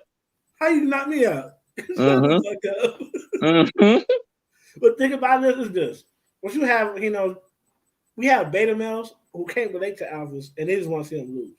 Yep. That's one thing I noticed with this. That's when I realized I was an alpha through and through. If somebody was a winner, I could not even like them, but I didn't wish any bad on them. Nope. I never wished Tom Brady would lose. Like, I've seen niggas who don't even watch football like, I hate Tom Brady. I'm like, you don't even watch football. Like, yeah, he's always winning. Okay. Who wants to see somebody lose because they always winning? The fuck? Like, what? That's the most beta shit I've ever heard in my life. I hate Mayweather. Mayweather always winning, man. I just want to see him lose. That's the thing. That's where all this Jordan shit come from. Niggas talking about Kanye. Niggas always trying to make fun of Jay-Z. These niggas win so much in life. You just want to see them lose. Exactly. You just want to see them look bad. You just want to see them lose, man. And I'm glad you said Jay, because the reason why Jay didn't give Benny Siegel shit, Kanye gave Benny Siegel $50 million because Benny gave him the name Yeezy. So it came out of Kanye's mouth. He said that he gave him the name. So basically what Kanye is doing from a business transaction is you gave me something that panned out and it really evolved into something else. I was able to get Nike. I was able to get a freaking whole Nike portfolio platform off of Yeezy. So yes, I owe you money for that shit because you gave me the name. So from a business transaction, he helped them. But let's keep it a buck. If Benny Siegel didn't give Kanye West Yeezy, Kanye wouldn't have given him shit either. Because what have we have done for Kanye to just look his way to give him stuff? The reason why Jay didn't give Benny Siegel shit is because Benny Siegel and them didn't listen to Jay. Jay got an interview on Jay don't own Benny nothing. He got an interview on Breakfast Club where Jay said, listen, 50 Cent is coming. I want y'all gotta be flood the fucking streets with albums and shit like that. These niggas were so lazy at that time. They were riding off of the Rockefeller wave, but Jay-Z was able to see the forecast. He was able to see the bigger picture. And what happened? 50 came out, all these niggas had to sit on the fucking bench. They had to sit on the fucking sidelines. Because they ain't listening. Only two motherfuckers was able to do anything for Rockefeller when 50 came out. Anything that mattered. It was Jay-Z and it was Kanye. Yep. Everybody else had to wait that out because they had to sit that shit out. But Jay-Z don't own Beanie nothing because Jay-Z is the reason why we even know who Beanie is. Facts. He gave him his original platform. This and the third. The platform is only as good as what you make it. What you make out of it. He brought me on here to his platform. Yep. He brought a lot of people on the platform. Some of them got channels. Yep. Some of them don't. Some of them got channels that's failing. Yep. My channel's doing decent. I got a channel I just created last year that's doing decent because I monopolized what he gave me and made it something. This motherfucker's a Yeezy, dog. This motherfucker's a Yeezy. Jay-Z don't own Benny Siegel nothing. Kanye owns something. Kanye, and really, there is not even no proof that happened. That's just Kanye being a stand-up dude. And real business between white men, they wouldn't have been giving him shit. But there ain't no proof. There ain't nothing. But Kanye he just looking out for him like, yo, you gave me the name. I monopolized this shit into a couple of $1 billion. So fuck it, I'm gonna bless you. Yeah, that's it. Yeah. And that's what he did. He blessed you. And you could tell Benny got it because Benny went on this whole kissing Kanye West ass. He went from disappearing, we didn't even know where fucking Benny Siegel was at, to his ass was on the mic everywhere in the club. That's what niggas always do. When they get money, they always gotta show up in the club. He in the club partying. Yeah, hey Kanye, man, salute to Kanye. I'm like, this nigga was crawled up in a hole somewhere, and then out of nowhere, his ass is everywhere now. but people don't realize just how much power moves Kanye be playing on people. Before Kanye came on Drink Champs, Noriega used to always have people on Drink Champs having negative shit to say with Kanye. Kanye showed up and Noriega kissing Kanye ass, man. Kissing his ass is a power move. These people always had a little sly shit to say. Now you're kissing his ass. It's a power move, man. And people who are controlled by money like that, You gotta watch those type of people, man. You gotta watch them. Because think about this, Kanye had never done nothing to Noriega or Benny Siegel for them to be doing it. They was doing it because that was the clout. That was their nature. That was their nature. They hated on him. They were hating on him. The clout move at that time was to hate on Kanye because Kanye had he basically gave black people a different mindset. You don't have to vote Democrat. You can vote whoever you want to vote for. Yep. So the clout move, if you want your YouTube to blow up real fast, was to make a lot of videos about Kanye and talk shit about him. That was the clout move. Yep. But the real move was to treat motherfuckers like they never did nothing to me, so I ain't gonna say nothing bad about them. He exposed them in that moment. Yep. That's why people not. Kanye came on that show. He did so many things. So many things. And when it comes to boxing, what we don't realize is same way they get us to hate on Kanye, same way they get us to hate on Mayweather, they get us to hate on Spence. Yep. The same way. They know they control you with the media. That's all I got to say about that. Yep. And that's why they started doing the same shit to Jay after a while, because once Jay said, fuck Rockefeller, I'm bigger than this shit. And then what Jay did before he did the smartest thing ever. He knew he wasn't an executive mind like that. So he went and did an understudy up under Def Jam. That was his moment to learn the shit, learn the ins and outs, learn A&R promotion, learn all that shit. Because truth be told, he was an owner of Rockefeller Records, but he was more like the artist owner. He wasn't like an executive like that. That was Dame and fucking Kareem Biggs that was doing the shit. Right. But he wanted to know that side of it. So he basically went into that whole Def Jam role being the president so that he could fucking learn all that shit. Then when he learned all of it and understood the mastering of it, he came to the realization, well, I don't fucking need you, Dame. And I think their relationship was already getting strained to that point because Dame is that type of dude, even though he's really wise and smart, he does a lot of shit off of emotion. And he does a lot of shit off of braggadocious shit that Jay can't fucking stand. And I think it was getting to a point in that relationship where it was just like, all right, this shit is getting exhausting like a motherfucker. That's why I did that little shorts video where I showed you Jay. I'm sure you saw that one when Jay looked annoyed like a motherfucker. He was around all these motherfuckers, and you could tell the end was coming. Right. Because when you annoyed around everybody, it's like you're still while everybody else is making the noise around you. You're looking at the situation like, yeah, I'm about to graduate on these motherfuckers. I'm about to get past this shit. And that's what he did. He used that moment to get all his A&R and all that shit together. And then he took the most valuable person out of all of them because he knew that dude was going to be his own conglomerate. That's why Jay always say Kanye's Kanye. Jay don't believe in, I'm going to carry you. He believes in if you got your own skill set, your own ability, and you could carry your own weight, you should be able to do that. Right. So right when he made the transition to start up Rock Nation, the first motherfucker he signed before anybody, even before his own lady, was Kanye. Because he knew that if he signed Kanye to Rock Nation, that was going to be the forecast of success moving forward. He eventually knew Kanye was going to break off and do his own shit. But he knew the foundation of success for Rock Nation was going to lie on this guy. Because if I have him here, I already got somebody that can do beats. I already got somebody that can arrange. I got somebody that can produce. I got somebody that can basically make hits. I just need now to build the artist in. Then that's when you saw the Rihanna show up. That's when you saw what was the name of that chick that looked like Rihanna? She fucking showed up. That's when the J. Cole showed up. That's when the Kid Cudi showed up. Like he learned everything he needed to learn from that situation and graduate. How does this transmigrate to boxing? That's what Floyd did. Floyd used Top Rank as his Def Jam moment. And then after the whole Def Jam experience and learning the pitfalls and learning this and learning that, the experiences that he had with James Prince and all of that, and learning how James Prince moved, Floyd learned a lot from that. There was a lot of gems and jewels he was able to capture from that.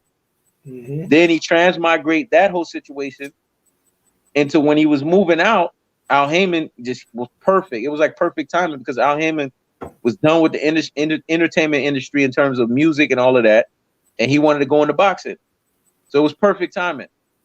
And then now he went from that situation, learning how promoters screw fighters over and they take the lion's share and all of this shit and all of that. And then he transmigrated that into PBC. Mm-hmm. And it was PBC before it was even PBC. It was just Mayweather. At the time, fuck it. It was just Mayweather. It wasn't PBC yet. It was just off the strength of him and his superstardom. But the way you see they move with PBC now and PBC fighters, that's all a prototype, or I'm not going to say prototype, but that's all a realization of the prototype of how Floyd Mayweather's career was moving.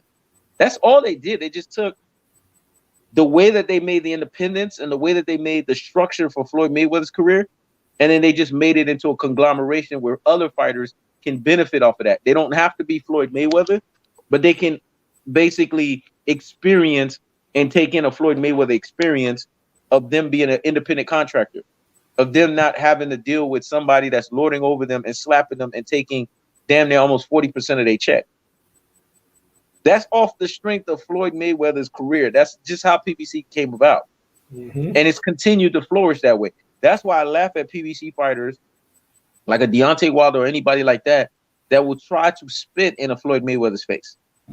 Because your reason of success, your reason of you thriving is off of this man's prototype. It's off of his career.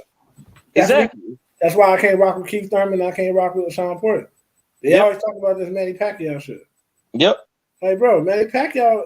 If Manny Pacquiao was a prototype, man, you wouldn't be getting shit.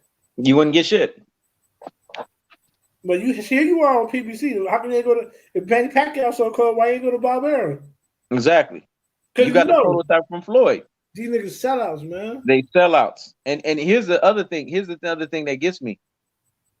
Floyd's prototype that became realization, i.e., premier boxing champions. Notice the operative words, premier. The reason why it's premier is because they treat their fighters with premier status. That's why they call it shit premier boxing champions. Mm-hmm. They treat them in a premier way. They don't treat them like everybody else. My thing that's so funny about Floyd, everyone that followed the prototype, look at how thriving their careers are. The Charlo brothers, Gervonta Tank Davis, Errol Spence. Even the Charlo brothers have said some adverse shit about Floyd, but when they say it, it's for clout.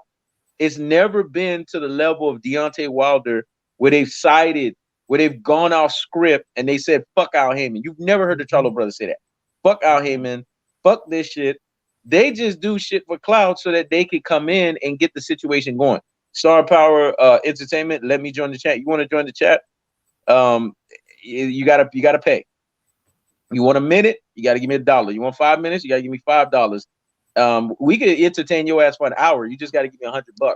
So let me know what it's gonna be. Super chat, Cash App. Let me know. Just tell me how much time you want, and then you can donate. Anyways, back to what we was talking about. Because if we're gonna hear your bullshit, you better pay us for that bullshit. Back to what we was talking about. Yeah, the bottom line is with Floyd, with and his prototype and the way he built it. Look at Canelo. Canelo is thriving off of Floyd's success. These Cinnamon Toast Crunch fanboys don't want to admit it, but the reason why he's able to get 800K pay-per-view buys, that's Floyd. His success is Floyd's success. Nobody knew who he was until he fought Floyd. Exactly. And here's the other trippy part about it. Al Heyman is the one that's getting him this 800K pay-per-view buys, because guess where he had to go to get it? He had to go to PB fucking C. So y'all motherfuckers here talking about PBC. Listen. This whole shit coming around full circle. The people who they said destroyed boxing. Yep. These Mexicans just flip flop like a motherfucker. When he was with the zone, Hoya, the PBC was ruining boxing. Yep. Now he with what's the name? Now they don't got. They ain't saying shit. Yep. They quiet. They quiet. Canelo. No, they're not quiet. You know what they're saying? They're not quiet. They talking shit. They saying Canelo coming in saving PBC. Canelo's the number one guy. Look at his numbers. Look at what he doing. Man, he wasn't just doing shit last year. So who saving who?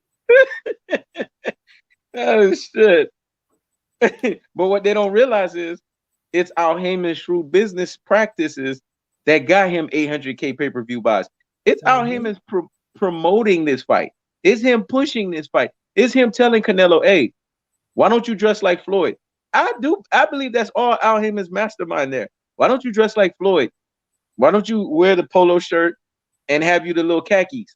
Why don't you, you know what I'm saying, get into that situation with Caleb Plant? I think that shit was staged.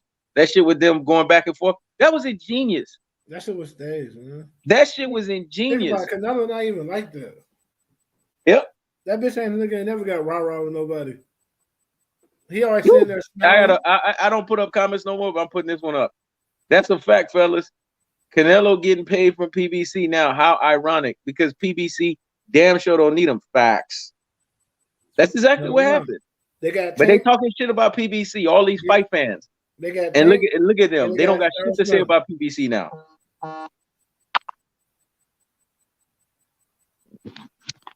Ain't that about a bitch, Ross? They ain't got shit to say about PBC now. Right. Shut them the fuck up. You understand? Al Heyman, they did the same thing. Kanye just did to Drink Champs. Yep. Y'all just had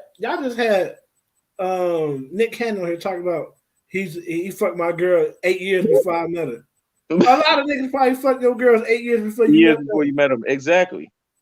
You just had y'all just being disrespectful. Now I'm on this bitch. Y'all hold my dick. Mm-hmm. Now look at Canelo. You saw that big ass hug Canelo gave Al Heyman? Yes, he did. That was his face. Like he hugging his father. Exactly. See? They kissing PBC ass. Damn right they kissing. Exactly. Eddie Reynoso and all the motherfuckers like, damn. We didn't know. We was bamboozled by Oscar De La Hoya. We didn't know how good this shit was. This shit is good. And you know who's making money off of all of these asses? The Sam Watson, who was standing right there at the stands. He getting his check. Mm-hmm. Leonard Ellaby's getting a check from that fucking fight, whether y'all want to believe it or not, because he did some work. Floyd Mayweather Jr. is getting a check off of fucking Canelo. And that's why I'm laughing. Floyd ain't got nothing to do with this shit. Floyd getting a check. Al Heyman getting a check. We gotta laugh at these motherfuckers, dog. Because that's the thing. And at the end of the day, like I know Mexican fighters gonna say. Look at this shit right here. If Canelo keep winning, but Canelo keep winning, they could be like, oh, yeah, but Canelo's great. All this, like, yeah, man, Canelo could be made to look great, so they could keep milking the nigga, getting all that money off of him. Mm-hmm. He said, this motherfucker said, Canelo ain't never going. The zone already failed. It's bankrupt. He can't go back, even if he wanted to. It's over with. Nobody fucking with them. I think they be having soccer games on Thursdays or something like that. Nobody fucking with them, man. Hey, listen, the Mexican fan base wanted to watch PPV. They want to. That's it. And they didn't believe in him. Mm-hmm. Go over there to the zone. When they didn't move, that shit was supposed to become the #1 app overnight. Mm-hmm. No more sports app overnight. Mm-hmm. And when that shit didn't happen overnight, I knew it wasn't nothing shaking. Mm-hmm. Bro, Canelo brought his ass over there, and it was nothing. When I watched the Danny Jacobs fight, it was crickets in that bitch. It was like 4,000 people in that bitch, man. Mm-hmm. I said, this shit is trash. Mm-hmm. You know what I'm saying? I can't watch no fight on no app. I went to the movie theater and watched it in the theater. Mm-hmm. It was like 9 people in the theater. No, I had the app. I'm not gonna lie, I had it, and you know what happened? I canceled that bitch within a month. I was already exhausted from that shit. Yeah, you canceled that bitch. I was like, fuck this shit. Me personally, I wasn't gonna support that app because one thing is the boxers already get fucked over as it is. You think I'm gonna sit here and let y'all turn boxing the same way they did the music? Mm-hmm. The reason why these guys doing all this illegal shit because these artists don't get paid like that no more. Exactly. The stream shit, the stream raped them. They get paid so much money out their albums. They get paid nothing now. That album was trash. It was, and that shit. And you know how it was trash? You watching the fight, the shit keep going like this. That shit used to piss me off. And it wasn't even it wasn't even a garbage. properly working app. I used to hear it used to stop all the time in the middle of the fights. Always. And here's my thing. The irony in it, Star Power Entertainment, the irony in it, Cinnamon Toast Crunch fanboys. Floyd is making money off of Canelo every time Canelo fights. I don't remember when Canelo ever made money off of Floyd, other than when Floyd invited him to fight. The irony in that. But he's a cash cow. And guess who made him a cash cow now? He was not a fucking cash cow on DAZN. It was Floyd. He had to come kissing ass back to PBC. And now they've made him a cash cow. You know what they mean? Wow. This is the unified system of humbleness. When people was poor back in the day, they'll take their hat off, they'll beg, and then you drop it in the hat. So Canelo came in there with a sombrero. Canelo came to PBC with a sombrero, and he said, "Man, can you drop it in the hat?" They dropped him off a nice little check. Yep. So don't worry, we're gonna have this nigga take a dive. You're gonna look good, but then there's gonna be a couple of fights you're gonna have to fight for real now. Yeah. Like Plant, hey, look, Plant. I'm gonna tell you right now, we like you, but we gotta build this motherfucker up. So are you willing to take it? Are you willing to take it? Right. Plant's like, hey, as long as you pay me handsomely, I'm good. I'm good. That's what y'all not understanding, man. This is bigger than Nino Brown. Mm-hmm. This is bigger than what y'all think it is, man. This is bigger than BMF, dog. So even when Canelo fans think they got one up just because Canelo won, you can always say, "Yeah, man, he making more. He's making because if you say Al Haymon ain't gonna care. Say Floyd Mayweather, like, yeah, man, he making Floyd Mayweather more billions. That's it. They gonna get mad as fuck. To know, and I'm gonna start doing videos about that shit next week. To know that Canelo boss is Floyd Mayweather and Floyd Mayweather is making money off of him, that is hilarious. To know that Al Haymon is making money off of Canelo, that's hilarious. But they said Uncle Al's ruining boxing. Bro, we gonna destroy the LDBC. The LDBC got a narrative saying Floyd Mayweather only gonna come back to boxing again because he's scared of Canelo taking over from him. Oh, we're gonna kill him. Floyd Mayweather get paid off Canelo. Fucking if Canelo was so afraid, why are you making a check off of Canelo right now? That shit don't make no sense. Right. Anytime it's kind of like what Eazy said. He said, man, Dre Day only made Eazy a payday. Exactly. What he doing? I'm getting paid off this nigga. This is how you know Floyd's so alpha. An alpha male will sit there and invite another person in their space, and they won't bat a fucking eye. He invited Canelo into his space, didn't fucking bat an eye, and making money off of him. That shit is hilarious, man. They didn't even give a fuck. There you go, Teak Sports and Culture Music. I like what you just said. Plant probably got a little extra couple million under the table to take that dive because he was whipping Canelo's ass. Yeah, PBC got so much money. They're not going to tell you how much Plant made. I honestly believe Plant made as much money as Canelo. That was the only way Plant was going to take that pay to fucking lose. They probably told him, look, we can't make it look official, but we're going to give your ass about 25 million up under the table. And Plant ain't never seen that kind of money. So Plant was like, you know what? Fuck it. Fuck it, bro. That's money that could change me and my family's life. Fuck it. I'm going to take the shit. And that's what happened. He took the shit. At the end of the day. But we already know Al Haymon and Floyd and them, they setting Canelo up. Because eventually, the reason why they say, hey, Canelo, you brought your ass over here, eventually it's to set your ass up to fight Benavidez and Charlo. It's a setup. You know how Al Haymon get down. He going to take care of you, but the setup is coming. Eventually, the chicken's going to have to fucking come to roost, and you're going to have to pay that fucking piper. And it's sad that Canelo ducked real competition so much. Real competition without advantage sound like a setup.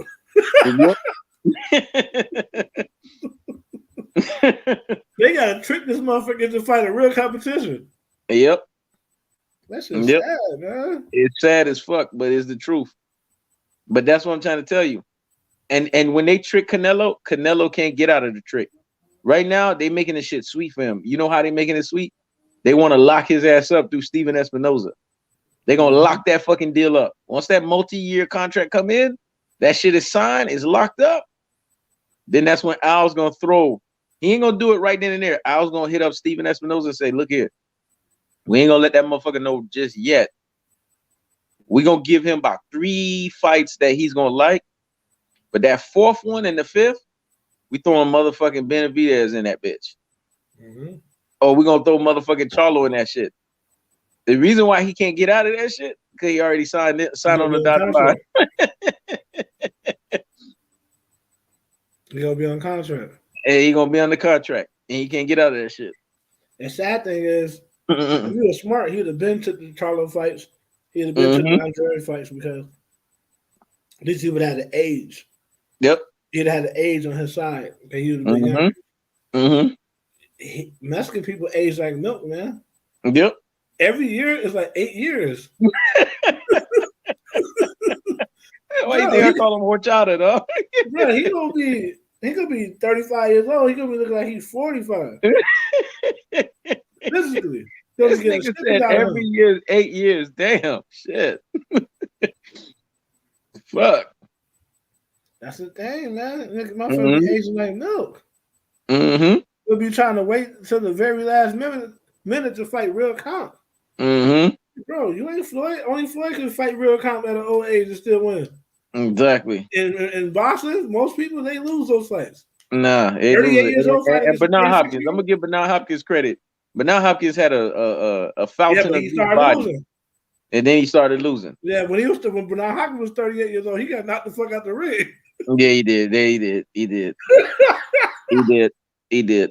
But at least he didn't look bad like what's his name though. He got knocked out the ring, but at least he got back up and got back in. What's the name was looking bad, man. Roy Jones Jr. was like, bro. Roy Jones Jr. looked like he just. I mean, he aged like 40 years. Roy Jones Jr. was like, I was like, where's his fucking leg? He had no legs. His legs was completely shot. He looked like he looked like he wanted to move his legs, but he couldn't. He couldn't. You know who was like that too? But see, heavyweights, it's gonna be fast. Yeah, with heavyweights, it's gonna be fast though because of the weight that they have. When Muhammad Ali took that break, when he came back, that's why his ass got it from George. That's why his ass got it from Frazier. Joe Frazier. Yeah, because he was trying to move his legs. You could tell in the fight. The left hook coming, move. He was telling his leg to move. That bitch couldn't fucking move. Worth shit.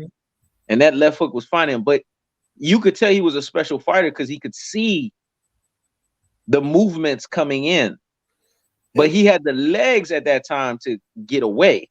But if he was more disciplined in how you were supposed to do it, he would have won that fight. He did not want to put his hands up to save his life. He would keep getting hit with the same shot so he can fight like this. Like, bro, put your fucking hands up. You get hit with the same shot.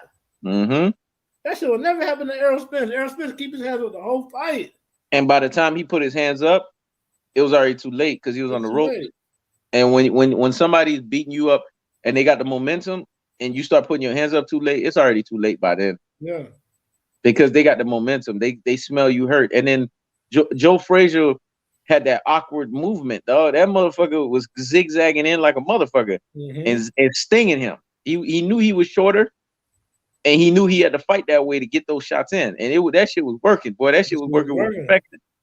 That shit was working, man. Yeah, man. Yeah, man. That's all I gotta fucking say, dog. I know we tapped out, man. We gave y'all a hell of a performance, man. So make sure y'all donate to the platform. Make sure y'all comment, like, share, subscribe.